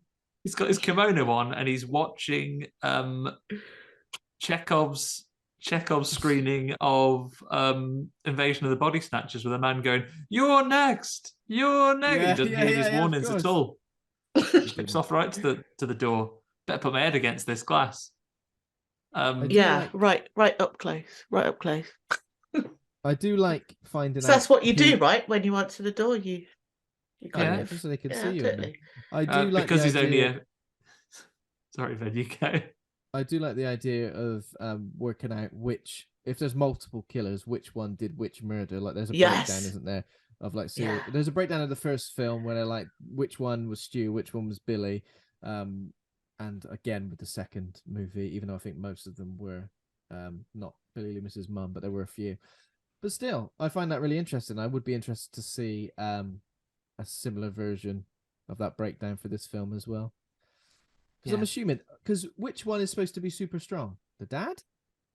Wow. I reckon the dad's the Hardman in this one. Yeah. That we see. But Courteney Cox, her scene. Whoever did that was like flying. He flew. So I think that was the girl. Because she mentions, doesn't she, that she got to stab Gail Weathers. So it's Quinn, that one was. Oh. So Quinn, she got that... She's got that crazy strength. The two kids have got that crazy strength. She's got agility. Do you know what? As soon as you put that ghost face mask on, it's just got it just makes you bigger, and the power just comes. And yeah. That's what you need to do. I think if you're in a ghost face situation, if you want to be the final girls in this one, everybody, if you get this one, demask them as soon as you can, because that is a real across the whole franchise. We've rewatched it. It's a real debuff to their energy stats. All of their stats go down as soon as you've got the mask off.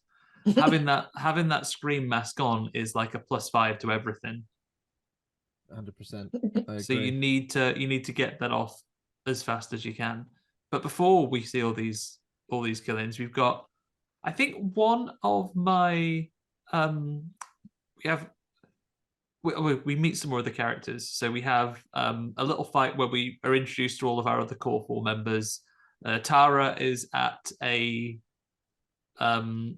a frat party where she almost gets dragged off upstairs by like date rape Phil. And then Chad comes and like literally saves the day from him. I quite like this scene. I had a little chuckle in the cinema because Sam is paranoid. She finds out from Quinn that Tara's at a party. She runs along, saves her sister from going upstairs. This guy comes up to him because I'm just going to tase you in the balls real quick. Yeah, delivers. Brilliant. Right away. Because she warns him, so that's like okay, you can do that. I'm telling you what I'm about to do. So the interesting, which is nice of her. The interesting thing that they've got going on here is that they've got the two main characters who are kind of dealing with trauma in completely different ways. One who's completely shut off and is going to therapy, but is trying to come to terms with it that way. And poorly recommended therapists. Poorly recommended therapists. But Tara is just going out trying to live her life. Like in a way, that's not necessarily the wrong way of dealing with this trauma because she's just trying to get on with things. But in a way, it's materializing in a different way, which seems to be she just wants to do things to escape. So like drinking, and then it looked like she was just gonna have a one night stand with somebody. So yeah, both of them are dealing with it in different ways. Both ways probably aren't particularly great. Mindy in the middle, everybody. Do something in the middle, like Mindy and Chad. They seem to be doing all right, you know? Yeah. Mindy's moved flying. On. She's got a girlfriend. Get a new partner, know a bit about films. She'll be all right. Yeah. Absolutely fine, exactly. Yeah. And when they are walking back to their apartment from this party, just some random people. So yeah, there are loads of conspiracy theories going around that are like Sam was the true killer of the Woodsboro murders from last year. That Richie and Amber were essentially set up. And not only is this online, but it seems like everyone on the street seems to know as well. So she gets like attacked, accosted by some random woman. That really shocks me on this one. Like, what would your natural reaction be if you think someone is a terribly violent and really well orchestrated serial killer that gets people for like the flimsiest of reasons? I think I'm going to antagonize them in the street, tip a bloody cup of orange tango over him. It was an ice blast. Yeah, whack an ice again in this economy, Ben. Come on, but literally whack an ice blast over someone and go, bloody murderer you are, come at me. Yeah, it's weird, Nick, because I feel like, I don't know. I feel like if someone was a killer, unless they'd like killed a kid or been accused of killing a kid, or it was like a Shannon Matthews scenario where probably people would shout at her on the street. I think anybody else, you're going to stay well away. Like, I just think they're a murderer. I might keep a bit of an eye out. You know, keep your eyes on them. Certainly wouldn't go and antagonize them. In the street. Yeah, if you like this potential murderer has come to New York. Yeah, maybe steer clear. I don't know. Don't want to make an enemy of her, but yeah, she does. Also, what are the chances? Here I am in New York, one of the busiest and most densely populated cities in the world. Is that the woman who I saw on TikTok that I reckon's a murderer? I guess that's what brings it back to. It feels like it's all happening on college grounds where you would know potentially then. Where in like Woodsboro, you would know because it's a small town, and then shifting it over to this big city, that mindset didn't quite travel with it, perhaps. That makes total sense. Also, like I like how it leans into like social media and true crime stuff with this conspiracy theory thing, because there are a lot of like TikTok web sleuths or what is it? Detectives. TikTok your detectives. Your internet detectives. Oh my God, say, Jesus Christ! I reckon it wasn't Richie. It was actually Sam. Like even when things have been happening in the UK, like over the last few months, where people have gone missing, people from TikTok are going down there looking for evidence. Oh my God! So this feels like it represents a certain type of person who does exist and would get their kicks from flying around with all these conspiracy theories. And that's true. But I think, let's face it, we talk about, this is a film of incredible violence and so on, and we talk about the internet side, but does the biggest hack jobs in this entire movie? Tell you what, it's not Ghostface, it's the main media. The second anything's like happened, like the slightest interest was, like they're literally there on local New York news going, And now the person who we think is the murderer because of something we read, it is a bit like the news you see in the country now, where you'll watch your primetime news and they're still the main news. I've seen it on the BBC Breakfast News, literally reading tweets. I'm like, my God, no, like it is like literally the newspaper reporters are going, Sam, who we think at the press is the actual murderer, is been taken in because she does get asked to go down to the station because her ID has been found at the site of the murder boys' body, where their bodies have been found. Her ID has been found. Another annoying thing about this scenario, sorry, Andy, to jump in, that's right, is that whenever that video goes around of her getting attacked by that woman, it's cut at the exact moment where it looks like she just randomly for no reason. Yeah. This woman soaked in beer because she's mad has gone up and just had a go at this woman. For no reason. Poor innocent woman with an empty cup. Just, she hasn't even got a drink. How could she have thrown a beer over her? She hasn't even got anything. She hasn't even got anything. Her cup's empty. And this woman, who is obviously so wealthy in beer that it's all over her, she's covered herself in it, is picking fights with this woman with an empty cup. All right. Terrific. Pretty dry, are you? Look at me. The opposite. Yeah. The actual opposite. Opposite you. That's why I don't like anything you stand for. People that haven't got beer in or on them. So Sam gets a call. Get yourself down the station because these murders that we saw in the cold open, they don't call it the cold open, but these murders, your ID's only bloody there, innit? So you're implicated in this. So that's what I do. Tara, obviously, who having had a bit of a kick off that her sister crowds her a little bit too much, goes along with her. And then they get their first Ghostface call of the movie, and he's only right there out in the bushes. And this is where we kind of first get the action scene that indicates that the rules have kind of changed here, right? So they run into little off pretty quickly as well, didn't it? I was kind of shocked at how quickly it kicked off. I kind of imagined a little bit more of a build or maybe a few more threats. But no, it literally chases them into a corner shop or a bodega, and at first, the first person in the shop is really put out that it looks like they're jumping the queue. But they're not after a stick of gum. It's got to be more than 5 people killed because there's like a body count. 3 people die. Right? Yeah, that's true. That is a good point. And there's already 2 in the previous. There's already the 2. Not really murderers, and Samara Weaving early. So this takes to 6 already.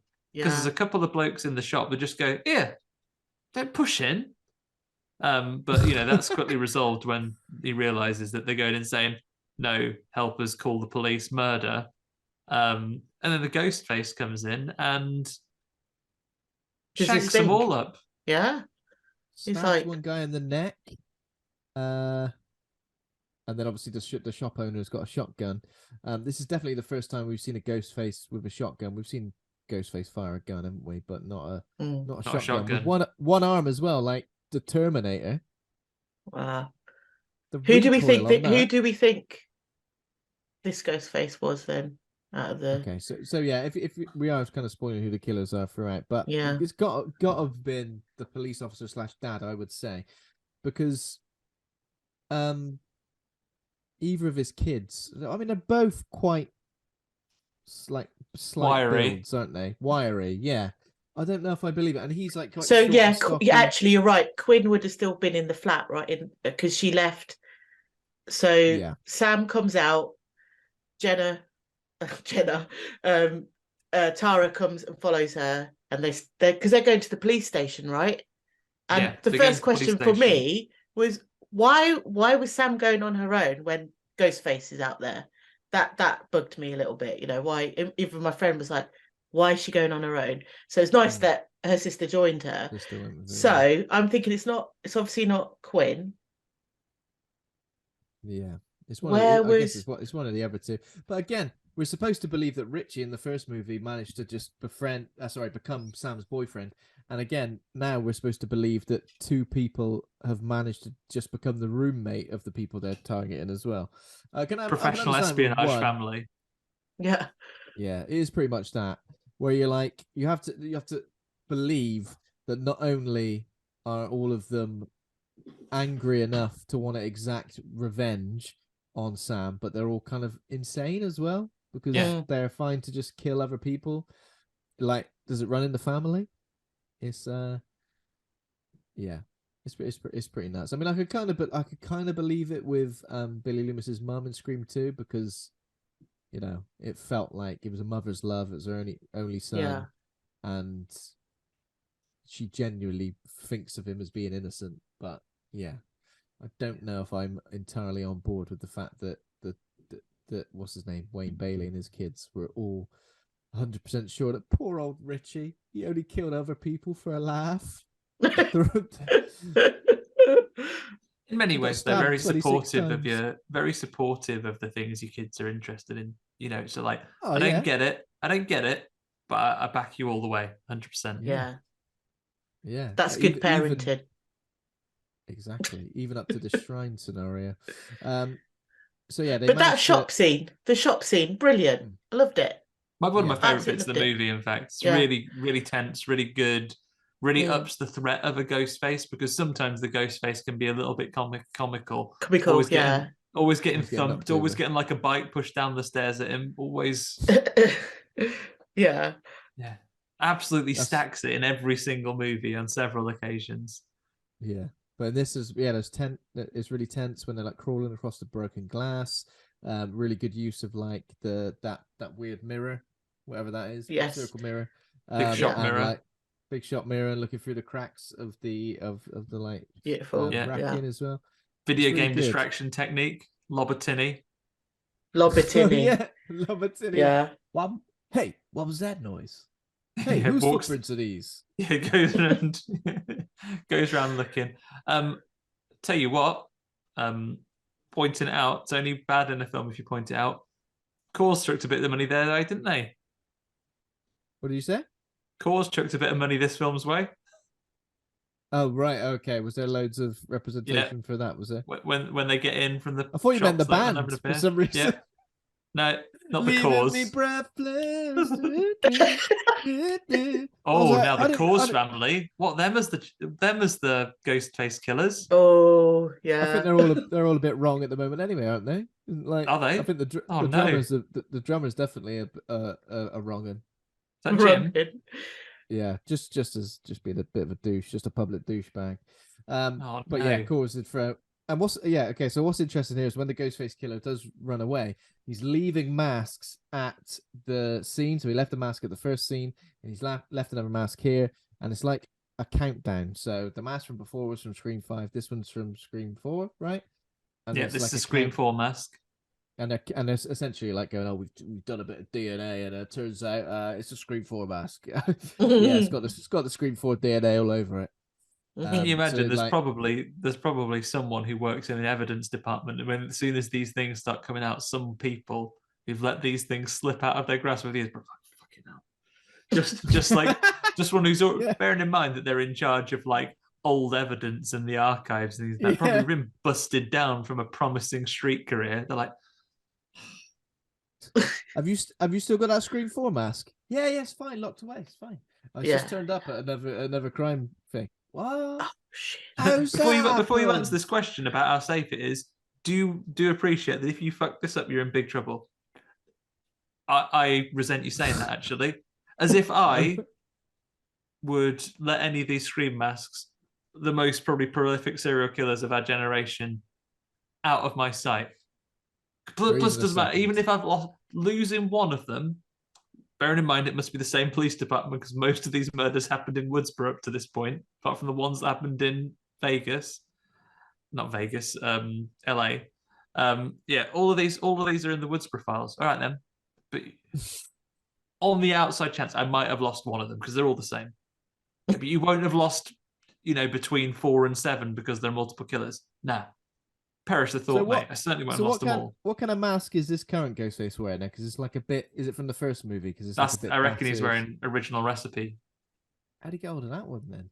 See, that is why I had such high hopes for like what the reveal was going to be. Because, oh my god, he's wearing he's counting down to something. He's leaving masks from the franchise. The one he's wearing or she is like old and tattered, and it just looks completely different. You know what I Do mean? you feel like such high hopes. Do you feel like with 6, because it's related to 5, it's almost done what 1 and 2 did, and so it could have done. Well, it is something, like that, isn't it? Because it's like 2 was instead of a mother, member. it's a father. Yeah. It's almost the same, isn't it? It's almost like that. Yeah. Even though it's the 5th and the 6th, it's almost like the start of a new trilogy. Essentially, I think Mindy brings that up when they're talking about it in the quad, doesn't she? She's saying like this is a sequel to a requel, but actually forget all that because now you're in a franchise movie, which is generated to just continually bring more stuff into it. Yeah. So yeah, like the rules of it being a sequel are out of the window. No trilogy rules. Obviously they've talked about the legacy characters and it being a requel the last time around. So it feels like every single film tends to just go. The rules are there are no rules anymore. Anything can happen because obviously we got Neve Campbell. Her character Sydney was apparently even Sydney could die. They talked about in Scream 3. Is it Scream 3? I think Scream 3. Even Sydney when they could said die. even Sydney could die. So now it's like, well, anything can happen. Okay, so the rules are there are no rules, and that's kind of what it feels like we're doing. I kind of like the Mindy taking on the Randy role. Obviously, yes, because she's related to Randy, so of course she would be the one who's the film buff and the film fan, and she knows all the rules and that. I kind of like it, but I don't know if I kind of enjoyed it as much as I did with Randy. You know, it feels a tiny bit more pretentious this time around. I think especially that little exchange she has with Kirby, but I don't hate it. You know, I think I know what it's fun, that exchange really went like it's definitely fun. It's definitely fun. I agree with it, but it feels like something that's not written by horror fans. You know, it's kind of like it's almost like poking fun at horror fans and not. But I think the actress who plays Mindy, Jasmin Savoy Brown, is really good and effective and believable as that. And I like the dynamic that her and her twin brother have got because they're like completely different, aren't they? Like in terms, they're like chalk and cheese. But at the same time, despite being different, they're really close, and I like that kind of dynamic. And they bring together that core 4, which they keep referencing. I love it. I love the core 4. Yeah. But I don't think the core 4 needs to carry on forever. I don't think it does. Well, I think it can. I think it could get a bit boring otherwise. Because it's like if Randy was still in it, I think I'd find him quite boring now. To be honest, I'm so glad. I love Dewey, but the fact that he wasn't in this one, and almost the fact that Neve Campbell wasn't in this one, even though Sydney's alive, I kind of liked that they weren't in it. Good time to address this though. Do you think, let's say you say, Ruby, you're quite happy that we didn't have Sydney back in it again this time. Do you think that they make a comment when Gail Weathers turns up and says, actually, I've spoken to Sydney and they've gone into hiding. So and she says like, oh, she deserves like a happy ending. Do you think that's the last we'll see of? I mean, assuming that looking at this, Wikipedia says that on a budget of 35 million, it's made 116. So I guess they're making another one. Would you see them bring Sydney back, or do you think you do let her retire? See the point. I don't see the point of it because it was all about Sydney, right? And it can't be now because I think she's done her bit. Let her be safe. Let her have a happy ending. It's a bit cheesy, but I wonder if I don't know how it would be executed, but if she was the killer, or maybe her and Gail. I think it's again. Don't know how cheesy the same issue. I think I was joking with previous guests about when the news came out that Neve Campbell wasn't going to be in it. Is this the only way they can bring her back as the killer, by pretending she's not in it at all, so it's a big surprise? But again, that's been said out loud now, which means it's impossible for them to do it without people going, that was my idea. Called it, didn't they? Yeah. Where's my money? Where's my cut? Yeah. Put on a Ghostface mask and go after him. Where's my money? I feel like I feel like anything could happen. It does feel like the rules are established. Like, fine, that Neve Campbell isn't in this one, but if she turned up the next film, I wouldn't be surprised. I think, yeah. Or are they sowing seeds for this, Ben? Are they, it's the flavour of the moment. Do you leave Neve Campbell out of it and let her have a lovely rest until she's 60, and then bring her back with lovely grey hair in another 20, Jamie 30 Lee years' Curtis. time? Jamie Lee Curtis style. Yeah. With a house set up perfectly to protect her from the Ghostface. From Ghostfaces. Just no landline. I feel like she kind of already had that, didn't she? She had that sort of moment where she was like so well prepared, because she had like things tracking the calls that came into the house. She had caller ID. She had a gun like constantly on her. Yeah. I feel like she's kind of had a bit of that, so that's as a precursor to that potential thing going on. Yeah, I don't know if I would be entirely happy if she came back as some sort of killer or accomplice to the killer or something like that. I don't know. That I feel like that probably would feel like a step too far. But, maybe you just retire her, get some time to build up some new generations. Yeah, because I think the two sisters, I think they've got longevity. I quite like them.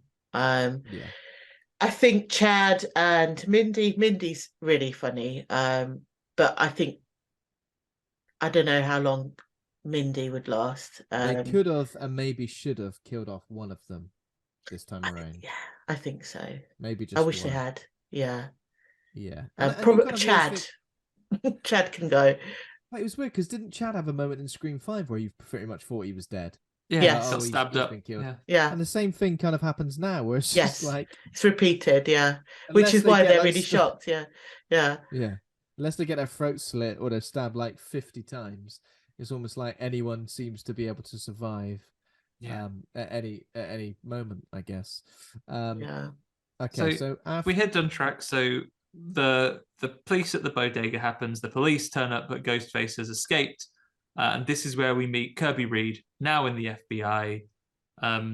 Gail Weathers turns up as well, and Gail Weathers gets another thumping, as is tradition in most of these films. I think this is the best one.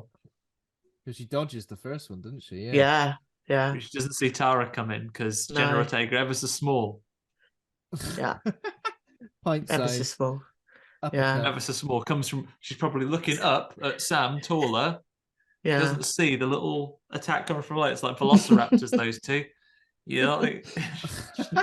Chin. Do you always think though, Gail Weathers, right? She wouldn't still be like reporting because she's like a published author. Like she's clearly making her bucks from something else. She's not still working for a TV station, is she? What? Or has she got her own thing going on? Really expensive lifestyle, I guess, man. In this economy, you're going to need to. Yeah. Maybe she's got a real bad deal on a mortgage. She's got a divorce to pay for. She's probably the highest earner when her and Dewey split up. Then again, he's passed away now, so maybe she's maybe she got saddled with a lot of trailer debts. Yes, that's it. That's the backstory. He's got a really bad rate on that trailer, like 200% APR mortgage. Fucking hell, I'm gonna have to go back to reporting. She's got a new boyfriend in this. Has a new boyfriend ever been given less character development than this guy? He's just like has ordered takeaway, goes to fetch it. Yeah, that's literally it. They've gone, oh yeah, it's a new boyfriend. We're gonna kill him off. What can we do to establish like that this is a tragedy in any way? I don't know. She didn't even seem that bothered, to be fair. No, she didn't. No. It's quite what was the point of him? What was the point of him? Body count, I think. Body count? Can you imagine that as an up-and-coming actor? You'd be like, I've been cast in the new Scream movie. Opposite Courteney Cox. Fucking A, yeah. I'm Courteney Cox's new boyfriend. I mean, it's a slasher movie. I may get killed, but I'm probably going to have quite a significant role in this film. There's probably going to be a bit where it's suspected that I'm the killer. Yeah. I'm certainly going to have a couple of scenes at least. What's this? No. Was he in like 2 shots? 3 shots? That'll be the. I don't think he's even listed here in the cast list I've got on Wikipedia. Do we actually see his face? I feel like it's was it Rocket Babies where the grandma you never see teeth like Nanny. Rocket Babies. We just see his like stripy socks walk in. All right. Yeah. What do you reckon they've ordered from? What do you reckon they've ordered from the takeaway? They're in New York City. Do you reckon they've got a classic New York slice? Yeah. A New York slice. You sound like. Do they just in New York? Do they just call it the slice, or do they call it the New York slice? You get it's a like Brazil nuts. Just call it by the name. Just call it by the name. They're just nuts. I reckon they've gone for. Who knows what they've gone for? Does Gail Weathers? Do you reckon she's like a health food type of gal? I imagine Courteney Cox, the real Courteney Cox, is. I haven't had a carb since 1992. No. But kale salad. Is the actor that plays Courteney Cox's new boyfriend? Is this Tom Cadero? You're asking the wrong. No idea. It looks. It could be him because he's on. He's only. Has he got stripy socks on? Then it is. It could be him. He's in. We are paying more attention to him than even the film has. This film, even in the makers of this film did. Ben, you never guess what. You know, if it is Thomas Cadero, you know what he's in. Film that we mentioned on the podcast previously. He stars in Merry Little Christmas with your friend and mine, Kelly Rowland. Oh my god! He's the joint lead. Wow. Not the joint lead of Merry Little Christmas. Maybe based off the back of that role was how he got cast in Scream 5. He's like, possibly. Actually, I've got a really good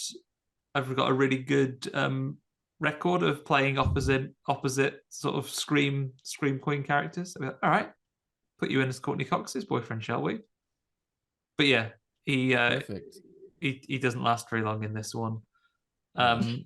I'd love to know what his character description was when he received it. It couldn't have gone over a line. Have you ever received a takeaway? Yes. Have you? Do you understand takeaway? That was his audition. Like the casting director had ordered some takeaway and said, "Would go and grab that from the door for me, would you?" Well, that's unconventional, but I'll go and do it. Yeah, why not? All right, in an audition. I mean, taking a bit of a liberty, but I'll go. And then he's like, "Brilliant! You've got the role." Amazing. That's absolutely fine. I believed it. I believed your hunger, but I will tell you, it's all for me. You can't have any. Not even a single chip. The casting director's just got piles of Uber Eats bags behind them. He's the 200th person they've tested this role. It's an important role. But before we get to his big scene, we'll come to it. That's after the sting operation. First, we get a big scene. Basically, the Corfords, sorry, Andy. Just before is the scene we've already mentioned, but it's when the therapist gets murdered. Gets of course. How could I forget? Punched through the door, and whoever is Ghostface comes in, steals Sam's file, and leaves the mask from Scream 3, Hollywood Killings, in his office. And then there's the big scene when everyone's kind of like living it up, feeling pretty happy, having a laugh and a joke, a bit of food, bit of drink, enjoying themselves. But making the best of it, like COVID lockdowns. They're like going, well, we have to stay in, so let's make the most of it. Might as well stay and have a right laugh. Yeah. But so this is where the boyfriend guy, what's his name? Danny. Him living in the like flat opposite is kind of very key here. I think we've already seen that Sam is we've already seen him naked. Copping off in the by the post boxes. Yeah. Freaking macking on. So that's been established. So again, but we are automatically thinking he's a suspect as well. But Ghostface, what does he do? First of all, he attacks Quinn because Danny sees it from across the way, sends a picture. Well, he tries to call Sam first, can't get hold of her, and then Tara goes, "Oh, it's your boyfriend, so answer the phone." And she pretends to answer Someone's it. Getting fucking murdered next door. And she's like doing kiss noses. And they think, because we've not mentioned this, they think because Quinn's sex positive is how she refers to herself. They think something like that is going on. They think she's getting a train run on her in there. The sounds are very similar. They are. Oh yeah, what's going on in there? Hang on a minute, that's a murder. But yeah, to use a phrase that Roman uses in Scream 3, I think she's being shagged 3 ways from Sunday in there. Oh. Oh wow. Okay. But it isn't that. I put it to you, people listening to the Horror Hangout podcast, that if the sex you're having is comparable from an audio perspective as being stabbed brutally to death, you're not doing it right. Get a different partner. Or go and see a therapist. Too right. Like someone like Dr. Stone, brilliant therapist. He's dead. Someone who's taken, just see if he's just done maybe 2 or 3 weeks more on the course. But then give it a week. Yeah. Don't want to get referred to the police for answering a question that you can't answer. So they see the photo, they see that Quinn's like getting killed essentially by Ghostface, and then it all kicks off.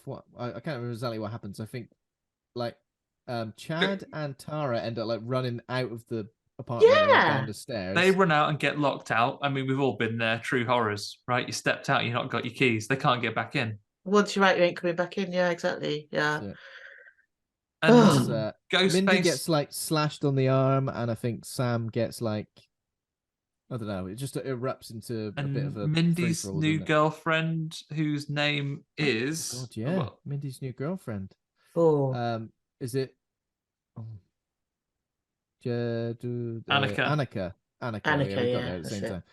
Annika, yeah. So again, unfortunately, sorry, Annika, you're just fodder because she gets voided. Knifed in the tum, and she's ever so poorly. She didn't make it across the ladder.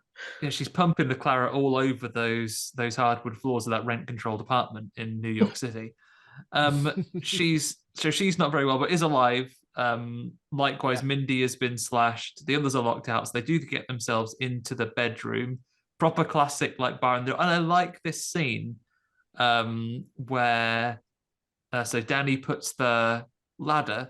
So lucky he's got one in a rented building, like a little ladder that collapses. It's a prerequisite when you move into one of these apartments, the condos, they call it. I did like have a ladder. They put the chest of drawers across the door as well, which I kind of liked. It was reminiscent of, if you remember in the original Scream, Neve Campbell, Sydney did have like a closet door that went across. Loved that. Yeah. An invincible barrier that no one could ever break through. So seeing Ghostface like really desperately struggle to get through this door was reminiscent of the first film. I thought I like that. Yeah, and it was good. They're breaking through. So Danny puts the ladder across, but of course, precarious ladder across apartment buildings only really stable for one person to go across at a time. So Sam goes across, then Mindy goes across, the next most injured person. And then the most injured person of all, has got, literally bleeding from the abdomen at the time. Yeah, tangled out. Yeah, literally, the knife had been put in her and visibly twisted. Yeah, it went up, didn't it? It went up her. Yeah. Yeah, he's done a horrible. I mean, from an effects point of view, I bet the special effects artist like, does she have to wear like a midriff revealing top? It makes my job incredibly difficult. Can it not be winter? Hang on. She needs one of these. Cardigan. This film's set around Halloween. It's quite a balmy autumn. It's in New York as well. Yeah. New York gets chilly up in there. Yeah. Obviously, the autumns are mild. So yeah, late October. Still. They had the heated on really high. It was really high. No, it's that rent control they've got there. Yeah. I mean, it is. We don't have to say it's in our.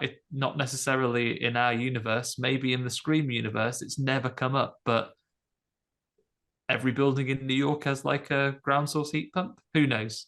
But either way, she's crawling over, and then it's a really effective thing here, right? Where Ghostface is literally wobbling her off the ladder. Yeah. Wicked. Yeah. Yeah, it was effective. It's all fun and games when Kevin McAllister's doing it. Not so much now, is it? Kevin McAllister getting a second name drop in this episode. I like it. Yeah. My kind of show. Shakes her off the ladder. Really catches her head on the bin on the way down. Oh yeah, nice that touch. That came sharp, didn't it? Yeah, this is sharp, Ben, I tell you. So she's at it as well. Sorry, Annika, we barely knew you. But the others have escaped. They have escaped. And then the mask for the Windsor College killings of Scream 2 is left at this point. Wayne gets officially taken off the case because obviously he's devastated. His daughter Quinn is dead, but he vows to help everybody because, like, it's like the next morning. It seems like this night goes really fast. It's like the next morning, everyone's gonna coming to terms with what's happened, and he's like, "Well, I'm gonna help you. If you mess with my family, and you die." And that's obviously. And he proper looks at Sam when he says it. He does. He delivered that with gusto, and he was like, "I'm gonna get you." Yeah. And then when they don't think too much into it, they're like, "Oh, thanks, we're glad to have you on side." Yeah. Yeah. But then Ethan comes back like, "Oh, what's going on here then?" And they go, "Where have you been?" And what does he say he was? Fucker. He was at some econ, which isn't apparently like a convention about doing ecstasy. It is just like a big do your homework thing. Oh yeah. What a bloody nerd. What a square. But yeah, everyone kind of immediately suspects him. Like Chad's like, well, get away from us. And Mindy is obviously doing her I've made up my mind he's the killer scenario, which is she's not totally off the money. No. And yeah, so Gail then turns up and says, I've been doing a bit of digging.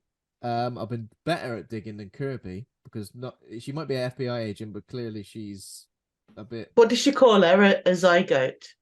Is it zygote? Because she says that Kirby Reed is a zygote, like a little embryo, because she's so young. Yeah. I actually had to Google that because I didn't know what that meant. So I assumed it's something small. Hayden Panettiere is 33 years old. Pint-sized. She is very, very tiny, teeny tiny. So yeah, but Gail's done a bit of digging based on the two guys who killed Samara Weaving's character in the first first scene. She's done a bit of digging and she's found that they had this abandoned. They've got a secret base like a Batman villain. They've got a secret base like a Batman villain. Yeah, exactly. And in there is loads of. I mean, this is cool, right? I mean, when I saw this in the trailer, I was like, yeah, that's cool. It's like a shrine to all of the Ghostface killers from before, and loads of the props. Loads of actual things like from the killings as well. So obviously they've been buying, because don't they say something like cops like money?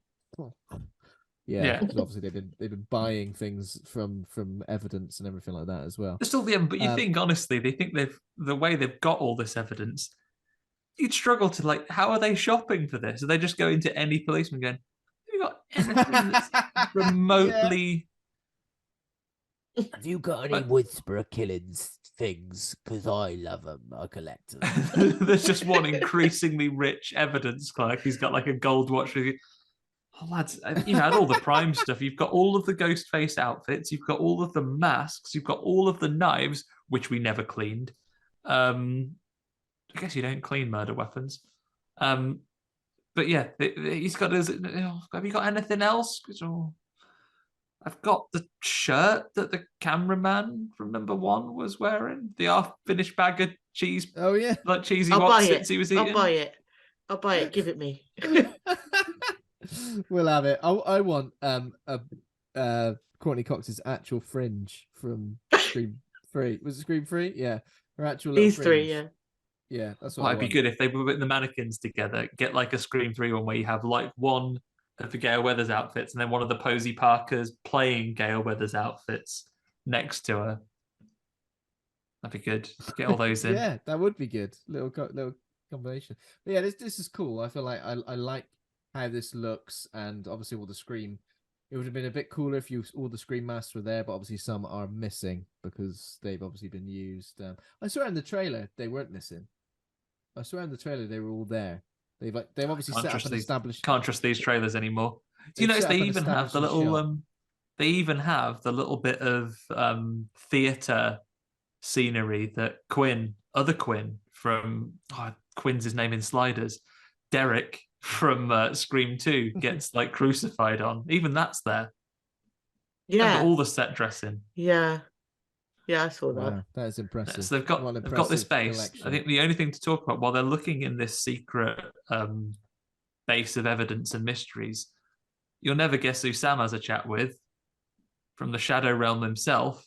It's only her naturally aging ghost dad. Oh yeah, naturally aging ghost dad. You look absolutely ancient, Skeet Ulrich, but I thought you died when you were like 19 or 18 or something.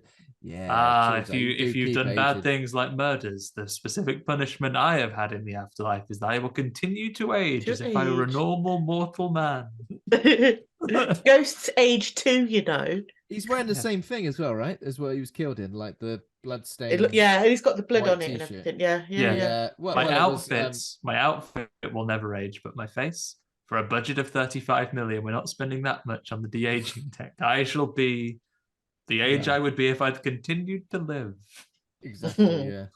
And the same haircut as well. Curtains never go out of style. Yeah, love it. Okay.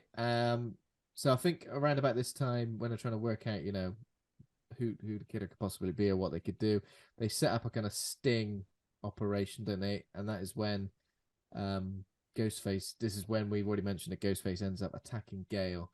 So they try to like be out in the open to try and lure the Ghostface killer out. Because you can trace a call in 15 seconds now. They just right, go. Yeah. They don't put any theatre into it. That's my problem, Ben. Like, why are they meant to be? Just shall we walk around Central Park just so we can receive a phone call? Yeah. In the open, like make out like you're trying to do something. But they walk about. Just Sam and Tara. They get a phone call. The call is traced instantly. But he basically says on the phone, sucked in, dickheads. I'm not here to kill you. I'm going to kill someone else. They go, fucking hell, Gale Weathers, the only person we left out of this plan.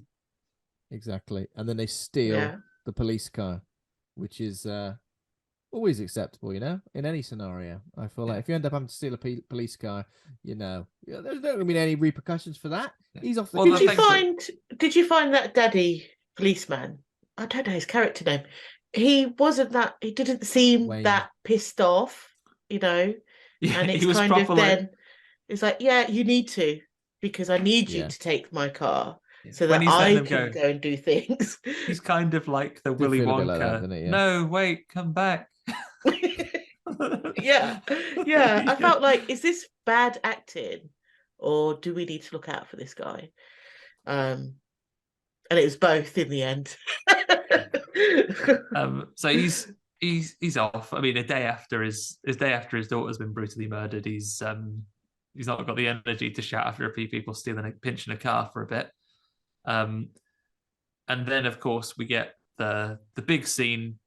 Gale Weathers' boyfriend, whose name is we should really name him. Come on. He's the takeaway guy. Can Brooks. Somebody say just eat? He's gonna collect the takeaway. Ghostface gonna stab him. Yeah, it's thrown through a cabinet. Yeah, so Brooks, we just see him getting like struggling in soft focus in the background with Ghostface before he gets absolutely launched through like a like a display cabinet full of ornaments. This is again, sorry, spoilers. This is Quinn. Quinn has got the superhuman I'm angry because my brother was murdered strength, and throws this, you know, pretty stacked young fella through for you know, it's kind of crazy. But yeah, tell you what, Gale Weathers likes some young. She's yeah, she does. But then again, you know, she's been through a lot. Dewey died in the last movie. She's probably just thinking, look, I've got a lot of money, I've got a lovely place to live. I'm just gonna spend the rest of my days getting takeaway in and getting a train run on me. So yeah, but Sam and Tara do like speed there to save Gale essentially. Well, speed there because it's dark by the time. Yeah. Oh yeah, of course. Yeah, this happens a few times in this film. Though, like it goes from night to day and day to night very quickly. Just as I guess it's supposed to show the passage of time, but yeah, it's kind of crazy. Obviously, the Ghostface killer on the phone is like taunting Gale about Dewey dying, and it does affect her, and she's upset. But I'm almost like, she does say you're the 10th person to do this. You would just be over it, wouldn't you? I don't think you say anything you want to me on the phone. I don't think I'm gonna. All right, when are you gonna jump out? And there is especially as soon as Ghostface is doing it, he don't take it seriously. He's just trying to get a rise out of you. It's not worth it, Gail. No, it's definitely not worth it. And she fires the gun. She goes and gets the gun and she fires it through the door, thinking that she's hit him. But what does he do? Does he just appear? He gets on the back on the phone. He goes, "Oh, I'm ever so poorly. I'm heading back down the stairs. Actually, you shot me." Oh yeah. Again, so you can come out now. Again, we're saying he, but I'm pretty sure it's Quinn. Yeah. So yeah. Where was what's the book? Ethan.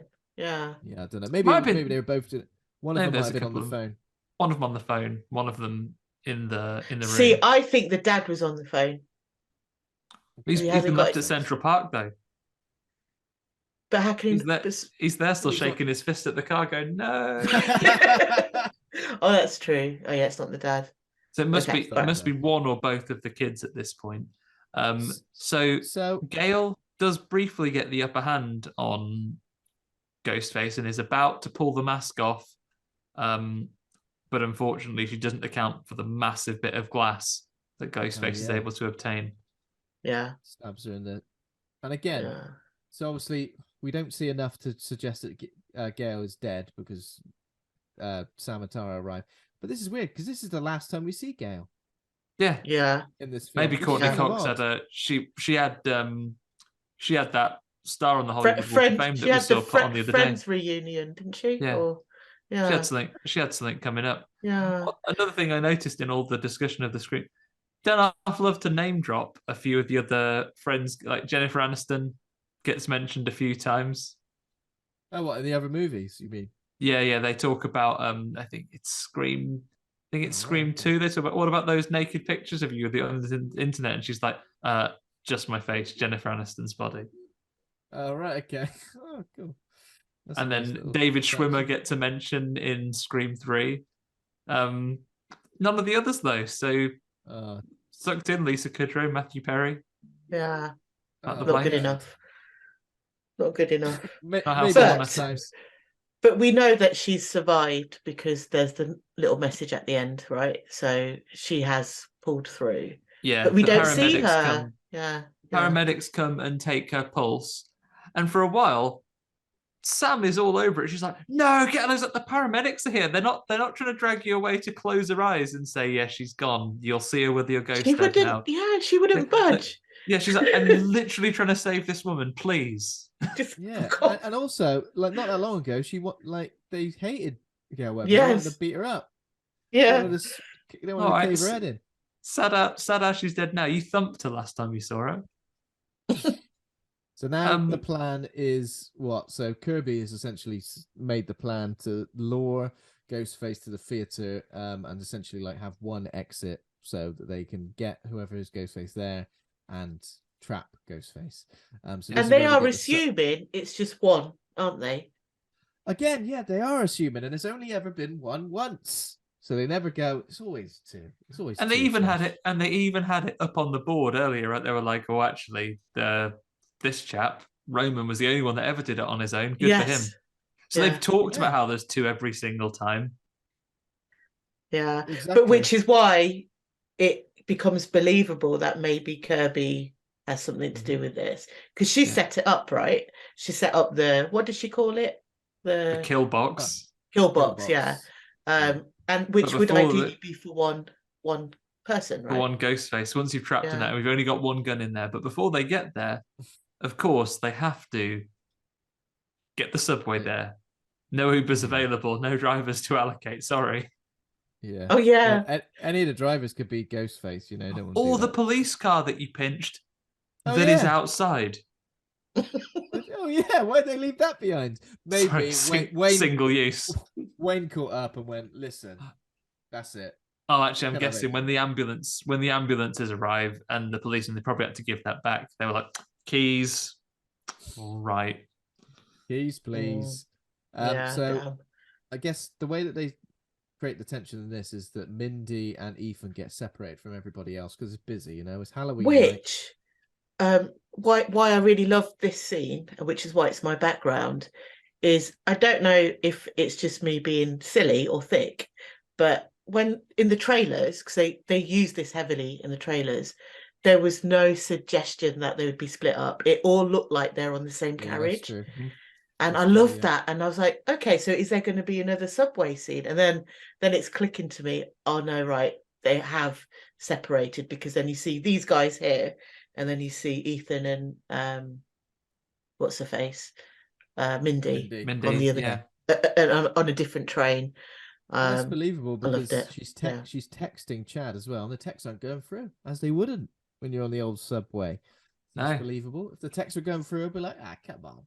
Come on. I can suspend my disbelief so far, but not this. But also, everyone, I'm not sure if at this point a generation of Ghostface murders has happened. Do you think shops would have stopped selling them? I'm not sure your responsible toy manufacturer would have been able to continue to make masks frequented by absolutely famous murderers. Yeah, that's true. That is true. Also, I've been to enough Halloween things with masks on. When you're sitting on the train and you're bored and you want to put your headphones in, or just text on your phone, you don't really want to do it through a mask. You're not at the party yet. No one really is going to sit with you in full outfit on the subway there. Not in this New York though. No. They commit to it. They are committed. There's also a Ghostface killer like around now, so it's a bit. Do you know what I mean? Yeah. You think it's actually, a bit inappropriate. Well, not so much inappropriate, but you'd think if you're going to go round, the police are probably going to quite heavily do stop and searches on you because you're dressed as that famous murderer. Yeah. So the famous murderer that's active in this city right now, you'd think, actually, I don't want to get myself into trouble. Or I've seen Halloween 2. That bloke in the Michael Myers outfit that gets smashed so much he explodes. A police car just hammers him into like an electricity junction box. Burns him to death. Myers? Probably. I mean, like him. But he hopes so. He's been incinerated. And that's literally like, there's not a Michael Myers costume knocking about. That's just coincidence, right? That's just coincidence. Yeah. And also, police haven't had the greatest reputation of getting the right person, in these films or in real life. I think if someone in a climate where there was someone walking about in a Ghostface mask doing killings, I think the body count of people who had been got because they'd been mistaken for Ghostface, especially because everyone who wears the outfit accidentally on purpose manages to do slightly creepy things. They sit around staring at people or lunging at people. They go, oh, sorry. Walking directly towards him like that, and then getting off the train. That's how you do it. Storm towards you before you turn at the last second. The New York way, isn't it? And obviously, like the lights going off as well. Which love that. I love that. That is effective because that is a weird moment, isn't it? When you're on the subway, when you're on the underground in London, when all the lights do go off for like, seconds. It is a bit weird. Like you just stood in a tin can with people you don't know, and then suddenly it's like almost Ghostface. Ghostface right in your face. How many times do you reckon Ghostface has ridden on that tram to work out exactly right? Crowded train like this, like Jason Statham's the transporter. Right, a crowded train like this is going to take me approximately 8 seconds to navigate that one. Now, at mile 3 of this journey between these two stops, the lights will go off for 7 seconds. So I have to hope that on the exact train that I'm on, there'll be another seat for me to move into about here. There's a bit of this. Come on, just scooch up a little bit. Just fuck off. I just see you in for an empty seat up there. We get the fucking way. I'll stab you. I'll fucking stab you. But don't say anything. I'll make a scene because it really will ruin what I'm planning here. I don't want to stab you. I want to stab her. Just move over a bit. Yeah. I've already killed more than 5 people. There's everyone's in Halloween costumes as well. There's obviously ghost faces. There's a Ready or Not. There's a Pinhead. There's a. Well, there wasn't a Freddy Krueger, was there? I don't know if I saw Freddy. No, You'd hope there'd be one. Surely. Yeah, come on. For Wes, there should have been. Might have to watch that again. Did you see a Jason? Did I see a Jason? I think there was a Jason. I got a feeling there was a Jason. Yeah. But maybe it was just a hockey mask. So yeah, obviously this builds up to the point where you think maybe Ghostface is going to attack one train or the other, and eventually it happens where Mindy gets stabbed, because obviously she's on the train with Ethan, and she's calling Ghostface, and do that establishing thing where like it definitely looks like it's not him, because it can't be, because he's like, oh my god, Mindy, are you okay? It runs over, see if she's okay. Yeah, it runs over while she's been stabbed, because she does unfortunately kind of press herself against a wall near like the day drinkers corner of the subway, because everyone who's on that bit of the subway is asleep, out cold. Yeah. It's the silent cabin. She went in the wrong one. Yeah. Phone's off. Gone in the quiet coach when she's. That's why she doesn't scream very loud when she's getting stabbed. She's like, Yeah. He does cover her mouth, doesn't he? Or she? He does. Yeah. Did you think that was it for her? I kind of did. Yeah. No, I didn't. Maybe that was it. You didn't. Okay. It was just. Well, wasn't it just one? It wasn't a repeat. He does a little twist, I think, and he does a couple maybe. But even sometimes when it's just one, it feels like it's more effective than all the loads. One's enough. Like, especially like a main character, you feel like when they're getting stabbed and you like see the tragedy of them like collapsing and you're like, oh my god, I can't believe this character's been stabbed. When someone gets stabbed loads, you might think, yeah, that'll be all right. That'll be fine. Ethan runs over and he goes, oh, help, everyone, someone call an ambulance. And then heads on to the kill box, joins them at the last second. Yeah, slides on the ghost face mask and runs off. No, he doesn't do that. So we get in there. Sam has another quick chat with the spectre of Billy Loomis from the mirror dimension. Only sees him in reflective surfaces. Yes. He goes, come on, don't trust anyone if you could, and get yourself a weapon and defend yourself. She hasn't invited her boyfriend in. Again, sensible choice, because don't trust anyone, including Mrs. Don't come in here then. And he goes, fair enough, actually, it'd be more suspicious of me to protest at this point, so just be real careful, right? Be careful. I'm going off. I'm going to go Taco Bell. All right, I'm starving. See you in a bit. Yeah. He goes off. All this talk about having takeaways ordered in. I wasn't there for that scene, but now you mention it. Sam gets the original knife as well. I'm surprised that's knocking about. But yeah, Billy's knife in the original murder, she arms herself with that. And this is where Kirby does a little suspicious thing. She says she's going to lock people inside. But yeah, she does a little sort of almost nod to the camera. And this is supposed to get us. There's shifty eyes looking left and right. Yeah. And I mean, I kind of got it, but I was like, it's going to be a bit too obvious. And if it goes that direction now, isn't it? To further enhance this point, when they realize that they've been locked inside for the kill box scenario, Wayne calls Sam and says that he found out Kirby, this was off the back of him doing the background check, Kirby was fired from the FBI months prior because she's mentally unstable. So, the payoff is there for us to now go, oh, it's her, isn't it? It's definitely her.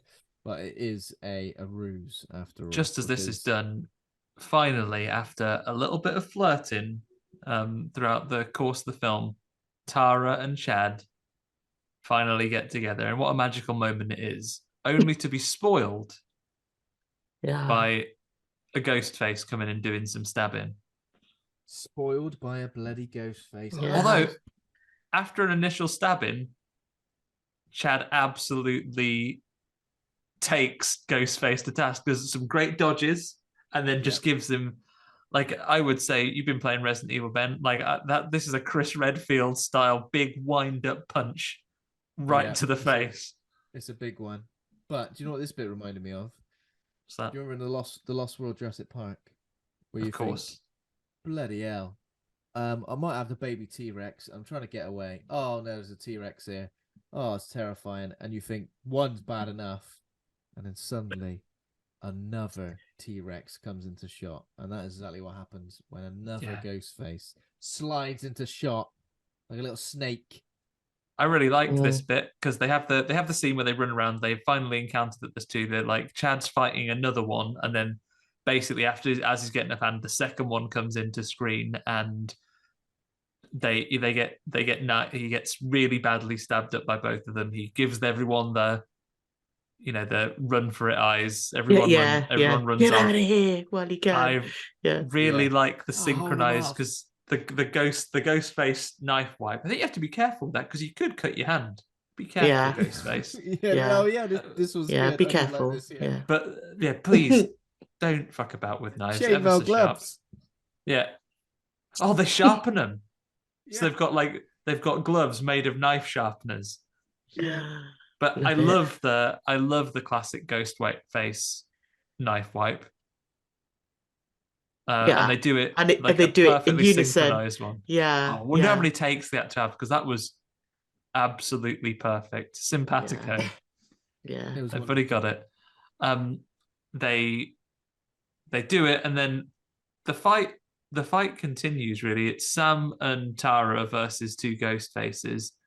With a brick. Brick gets. My favorite weapon of all, the half brick. There's not many things you can't defeat with half a brick. Like the Wet Bandits. Yeah. Defeated with bricks. Kevin McAllister has had it again. Now, does Kirby show up first or Wayne? I think Kirby does because there's an initial moment where Sam and Tara are like, it's her. You're mentally unstable, and that is when Wayne turns up as well, and then it's kind of like a standoff, isn't there, with everyone aiming guns. And she says behind you, and then he just shoots her, doesn't he? Yeah, that's right. So there's a Ghostface behind. The Ghostface are behind him, but then he shoots Kirby, and that is when, as the Ghostface flank him, you realize, oh my god, they're not trying to kill him. We've mentioned the name, so it's he's Big Daddy Ghostface. And everyone reveals themselves. So we'll be very specific now. He is old Richie from Scream 5's. It's only his dad. And he had mentioned previously that he had a son who had been killed. He did mention previously about in an accident. And then we quickly see that Ethan, the mild-mannered film geek, he is one of the Ghostface killers, and Richie's other brother. And then their final Ghostface killer, the final reveal, is that it's Quinn. Tell you what, who we thought she was dead, right? But no, killed off screen. We only saw a photo of her getting killed. Yeah.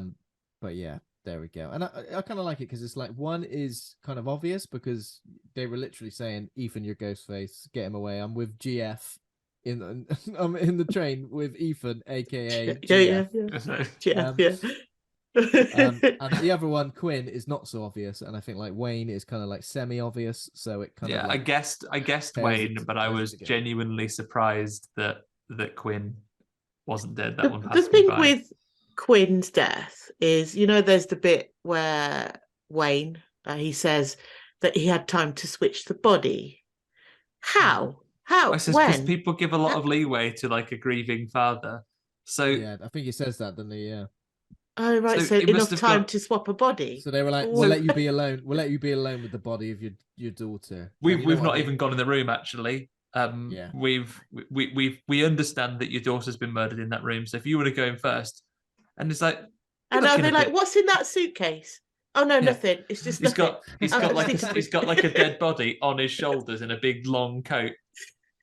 Or just like a big coat over a shopping trolley, like Richie Rich and like Richie from Bottom when he's got the encyclopedias. He's like, "Oh, I'm putting on so much weight these days." Or maybe like Quinn already had a dead body in there, like maybe under a bed or something. Oh, already there we go. For that. Maybe she's practicing some stab skills. Yeah, there we go. Yeah. So, but they needed to at least like take a tooth out so that when they did like in Wild Things, I've got to revert back to Wild Things. Yeah, of course. Because Campbell, touchstone. She's like taking her teeth out so that it looks like she's dead. They didn't even go to that extent, so that was a little bit. No. Funnily enough, though, Quinn does get some teeth out right now because she gets bricked. That's true. She does get bricked. It's bricked in your face. Tara goes, "Hey, Quinn, you know what will improve your disposition?" She pauses and says, "What's that?" He goes, "Fucking brick right in your face, mate. Brick, sir." Right in your gob. Now, I think I said I enjoyed it up until the reveal. Like, I understand the reveal, but I feel like you're kind of, I feel like these people would have crossed paths at some point if they'd been involved with, like, if your son had been killed by somebody, you would have been involved and you would have seen the accused at some point in some scenario. Especially as we've seen the veracity of the press in this film. Surely that family would have been hounded. Yeah, exactly. But also, I don't know. I kind of thought you've never seen a Ghostface like me before. I kind of wanted it to either be one rogue Ghostface, maybe somebody who was nothing to do with anyone or anything that was doing something for some crazy reason we never heard before, or some sort of like cult-like group of people. I don't know if that ties into the TV show at all. I've not seen the TV show, but I don't know if I got the vibe for that. But maybe like totally random. Load of people just like deciding to do it. I don't know. I wanted something completely different, and this felt like essentially Scream 2. It's like it reminded you of Scream 2 in more ways than one, but this reveal of it being a family member, and it kind of felt a bit like, is it disappointed? A bit disappointing, not like overtly, but I genuinely like it was a direction I hadn't considered. Like say, I suspected that Wayne was involved, but these ghost faces have Gilletted me because I'm like, I'm expecting 2 blades. That's the maximum you can have, and then they go, "Tell you what, Andy, 3 blades, mate." I'm like, what? What? 3 bloody blades. Another blade's come in, and I'm ever so surprised. And like they got me with Quinn. I tumbled that it was Wayne and Ethan. I can't remember now. I definitely suspected him for a bit of the film, but then had gone off it again. It felt like a bit of a kind of a red herring, didn't it? Yeah. So their plan is essentially to honor Richie by framing Sam as Ghostface killer, and in a way that like absolves Richie of all the killings he did before, and obviously punishes Sam and I guess Tara for everything that they. And again, it's annoying, isn't it? I get annoyed about this, and I got annoyed about this with Scream 2. You're like, what are you angry at me for? He's trying to kill me. What are you on about? I put it to you that he started it. I put it to you that he definitely started it. What? So I can't kill him back? So he's trying to kill me, and in order for me to live, I have to kill him. And now Wayne's like, 2 wrongs don't make a right, Ben. But then they're all equally as psychopathic as well. Like, not even they're all equally as psychopathic. No one's like had to be convinced to be a psycho killer. They've just gone. Like, can you imagine? Like, they obviously all got together after Richie died and just went, "Listen, sounds nuts. I know he was Ghostface for a while. I reckon we should be Ghostface this time next year in New York." Because think about it, they've had a lot to plan. They would have had to have pretty much started the day after. Yeah, exactly. Right, you've got to be a roommate. You've got to be a roommate of Chad. You've got to be a roommate of Sam. Okay, we've got to work this out. I've got to. It's gonna be. I've got to put in for a transfer from Woodsboro to New York. Yeah, dead easy. Dead easy. But also not give any indication or have it raise any suspicions that I'm this famous murderer's dad. Because loads of people will know that he had a son called Richie as well, right? Loads of people will know he had a son called Richie, and there's bound to have been. Yeah, it is almost. Yeah, because Richie was his real name. That wasn't a fake name. Like, we knew him as Richie in the film, and he refers to him as Richie. They haven't said, "I'm going to make sure I use his fake name." And they haven't even taken aliases, have they? So they've used their original names. So yeah, absolutely. Why? You have to kind of forget how real life kind of works for a bit in order to enjoy this fight. And this final standoff / final fight is pretty good, especially with Sam like climbing up onto the what would you call it? Balcony bit. Is it a balcony? Yeah. Up onto the balcony, and we have a symbolic moment where her relationship with her sister comes full circle, where it's almost like she's been so protective of her for so long. She wants to sort of constantly be there to make sure that she's safe and everything. And now she's giving her a knife and allowing her to drop down to kind of fend for herself. So in many ways, they've kind of reached a beautiful compromise here where, yes, I am going to let you, my sister, go, but I am going to give you this hunting knife. Yeah. So she's equipped her to go into the world. And she just a big diving stab on Ethan right in the chops. Brilliant. Yeah. That's the best type of stab. So like through his right in the mouth. Right in the mouth as well. Jesus.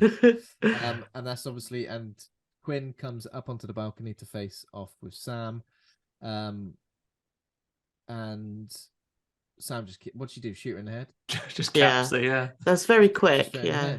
It's very quick. Yeah, again, it is all over very quickly. Like once these killers reveal themselves, there's only a few minutes of like carnage before you get sort of like the fake out death and the scare, which you get from Ethan this time around.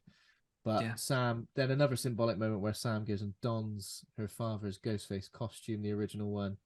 And she puts on the costume and then she exploits a weakness of previous Ghostface killers as well, like Debbie Salt in Scream 2. A lot of the older sort of Scream killers are susceptible to sort of stage and lighting effects. Right, okay, yeah.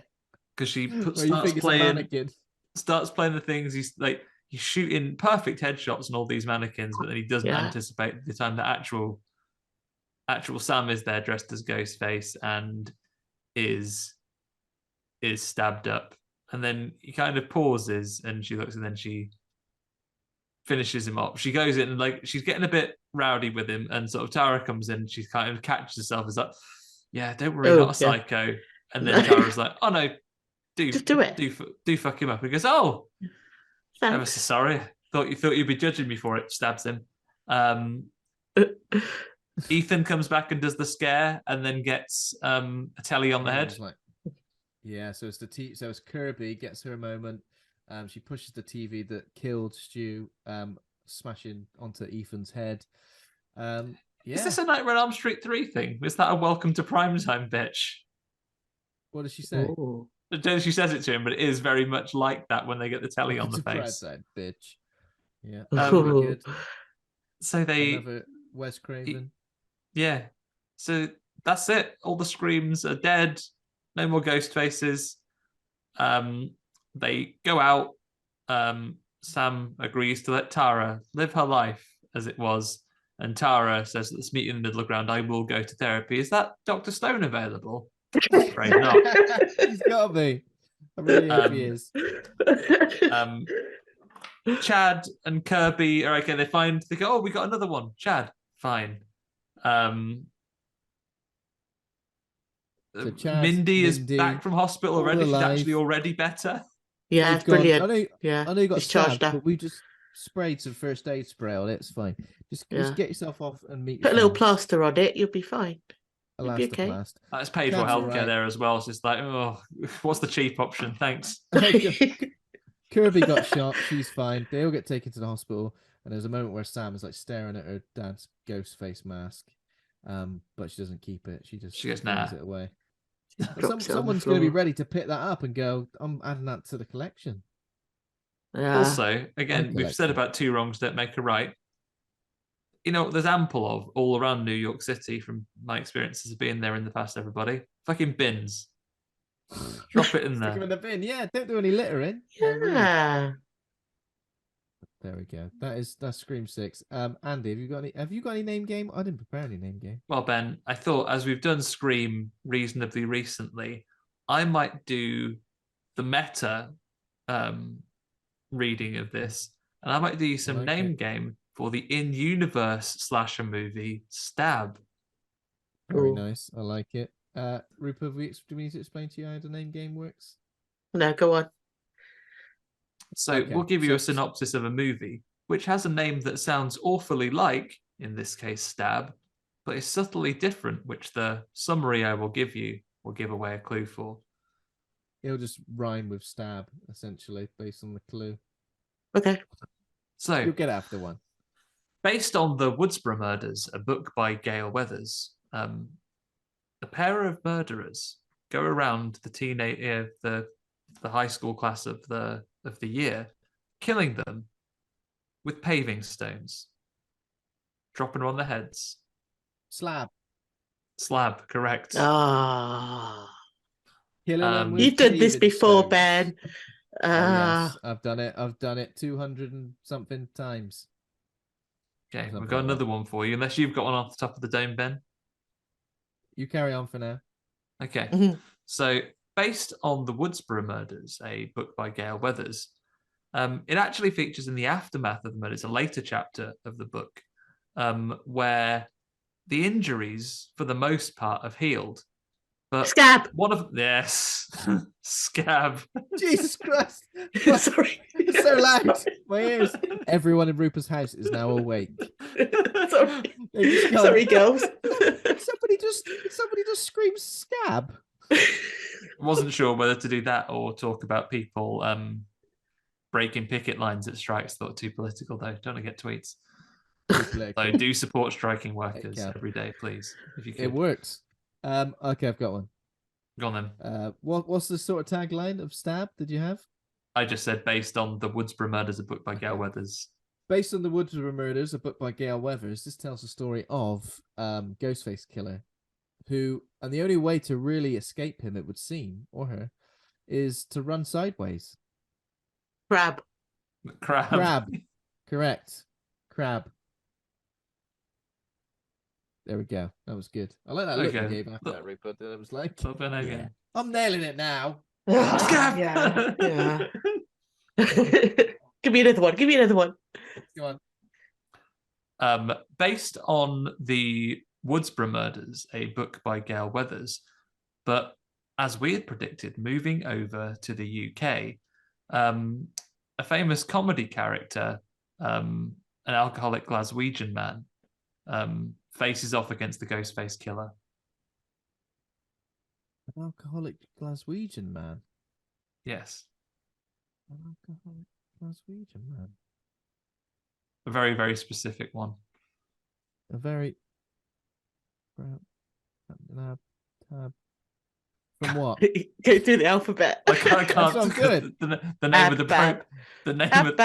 the name of the program is his name, so I can't tell you. God, I can't even think. Only alcoholic I can think of is a guy from Father Ted. It's a. Did you say Father Ted? That's not. Yeah. He's Irish, isn't he? No, I know exactly. I was just saying that was my guess. Where's like the other part of Scotland? Where's like a vest? The same actor is also in Love Actually as Bill Nye's manager. What? I've not seen Love Actually. Where's the vest? It's because you're so young, Ben. It's only it's a Mr. To Mr. Nesbitt is his name. Is his Rab. Name. Rab C. Nesbitt. Oh yeah, I remember Rab C. Yeah. There you go. We're all young here. We're all young here. All right. We're too young. Okay, I'm gonna do one just as niche. All right. Go on. So, Jesus Christ, I'm trying to think of. Okay, so Gail Weathers gives up the rights to the book for just one installment, and she decides to let a novelist write about Ghostface, and he'd usually write like sort of military mission based books, usually set in the Gulf War. Andy McNabb. I would never get that. It's McNabb, yeah. McNabb. Okay. Finally, I don't know. Another one from me then is based on the Woodsboro murders, a book by Gail Weathers. But it's actually the film is really poorly made. Not much happens actually. Bloody dull as ditchwater it is. Drab. There you go. I think brilliant. You beat me. I think so. Yeah. What do I win? Lovely free respect. Oh, I love it. Bragging rights. Bragging rights. Yeah. Excellent. Monetary value of 0.0001 pence. Like those McDonald's Monopoly stickers. Okay. So now we need to just rate the film. Obviously, we are going to do the Scream franchise ranking episode at some point in the near future. So let's not necessarily say where it fits in the franchise, but how would you rank it from A to F? Standard schoolyard rankings. Rupa, you can go first. A to F. I was going to give a number. Okay. I would give it a B minus. Okay. Are we allowed to do that? Yes. Of course. Okay. Yes, you can. B minus. On minuses and plus. What would you say? What would you say is your reasoning for that? Well, I would have come in with a strong B, but I think after kind of going through it with you guys now, there are definitely some issues with it. I did love it. I walked away loving it. I was on a proper high all weekend, watched it on Friday. And so I don't want to take the B away from it because I could have gone C plus, but I feel like that's going into the territory of maybe 4 and 5. I don't want to give away anything, but I feel like, I'll give it a B minus. Yeah. I think that's fair. That's fair. Yeah, I think that's fair. I think I'd probably stick to a B minus as well. I think a B, I'm kind of like really starting to get into the realms of like, I thought it was great, which I did up until a point, and that's why I think I'm going to give it the minus, is up until that reveal, it lost. I'm kind of struggling a bit with some films at the moment where they kind of set themselves up to be, this is going to be nothing like you've seen before in this franchise, and then it just is.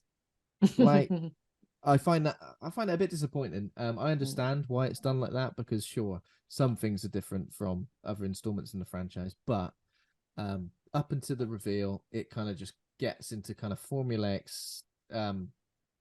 Scream territory for me, and it's enjoyable. And again, the only other thing I would take points away from it for is the fact it doesn't take advantage completely of the setting. Like, sure, it does some good things, but it doesn't feel something like next level. Like, this is a huge setting for it to appear in. So yeah, B minus as well. What are you saying, Andy? I'm going to join you guys on a B minus. I think consistently, I had a great time at the cinema. It's a fun movie to watch. One thing I've appreciated watching the Scream movies is there aren't any that are truly terrible. They have varying degrees of strength, but there's some good things to be had. I think they've always been skillfully made at capturing something about the genre filmmaking, either the filmmaking process or the tropes of those movies. Every time they put one out, they always have something interesting to say about it.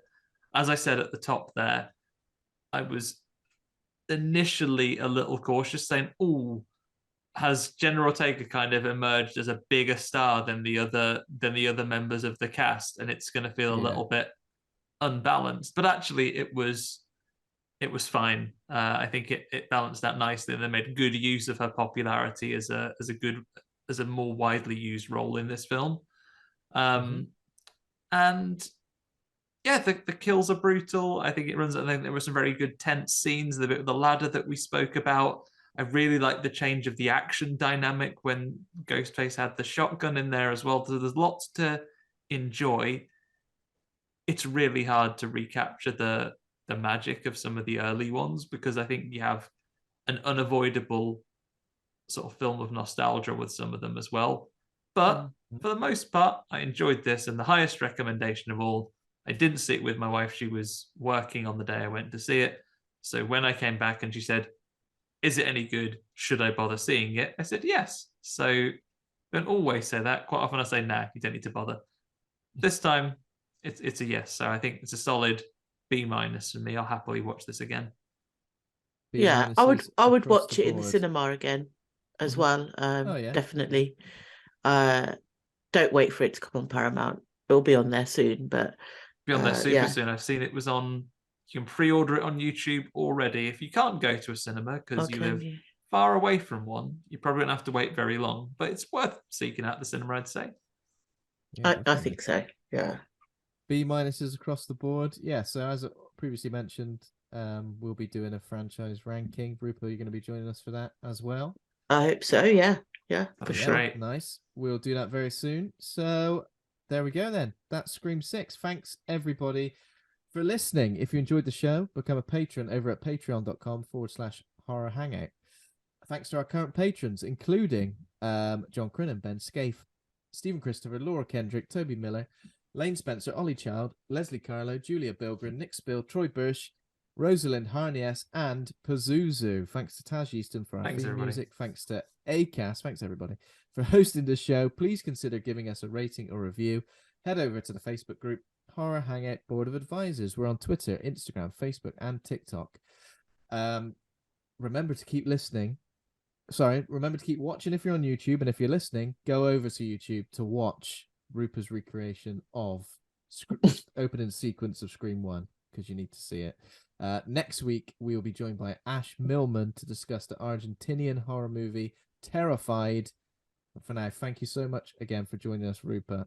Hope you've had a good time. We certainly have. It's been awesome, guys, and this is my stop, so I need to get off. These guys are really freaking me out. You just got to walk directly towards my face and then get off. And then just turn at the last second if you could. And then somehow be put out that they seem afraid of you. Some storming at them again. Yeah, bloody hell, grow up. No, I will say, if you've got the Jenna Ortega bug between this and Wednesday, she's bloody back at the cinema this weekend. With Pearl being out, loads of places doing double bills. I'm heading to the DCA with John Crinnan himself on Friday to watch Pearl and X back to back. You can do that at your local cinema as well. Films that definitely work really well as a double bill. So get yourself out there this weekend, everybody. Yeah, you'll have to feedback next week. Let us know how that was with friend of the show, John Crinnan, and patron against his will. Yes, I shall do. Thanks again, everybody, for listening. Thanks, Rupa. See you next time. Thank you. Bye, everybody. Bye. Don't miss your stop now. Bye. Bye. Bye.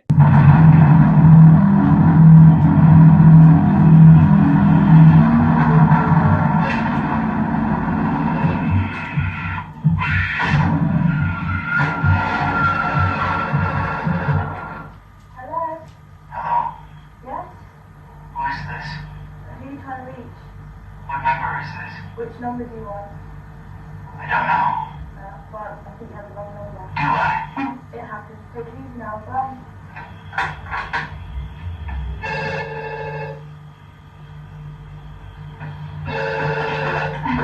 Hello? I'm sorry. I guess I dialed the wrong number. So why did you dial it again? To apologize. It's okay. It happens, you know. Bye now. Wait. Don't hang up. What? I want to talk to you for a second. I hope they have lines for that. See ya.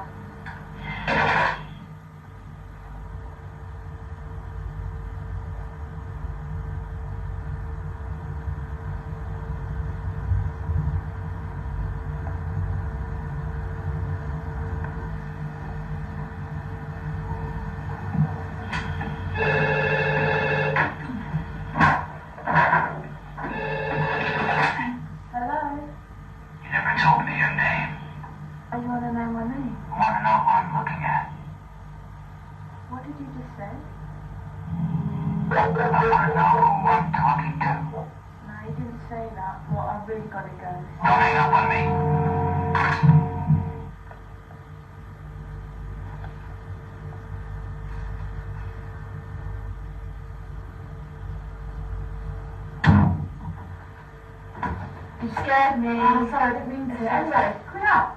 No, I'm really sorry. I've got so much time, so can I just pick her in? Alright, I'll see you in bed. Alright then, bye. Bye.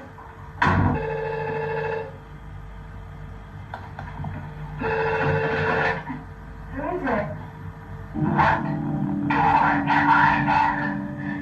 I really don't want this. Just go away. Leave me alone. Just leave me alone.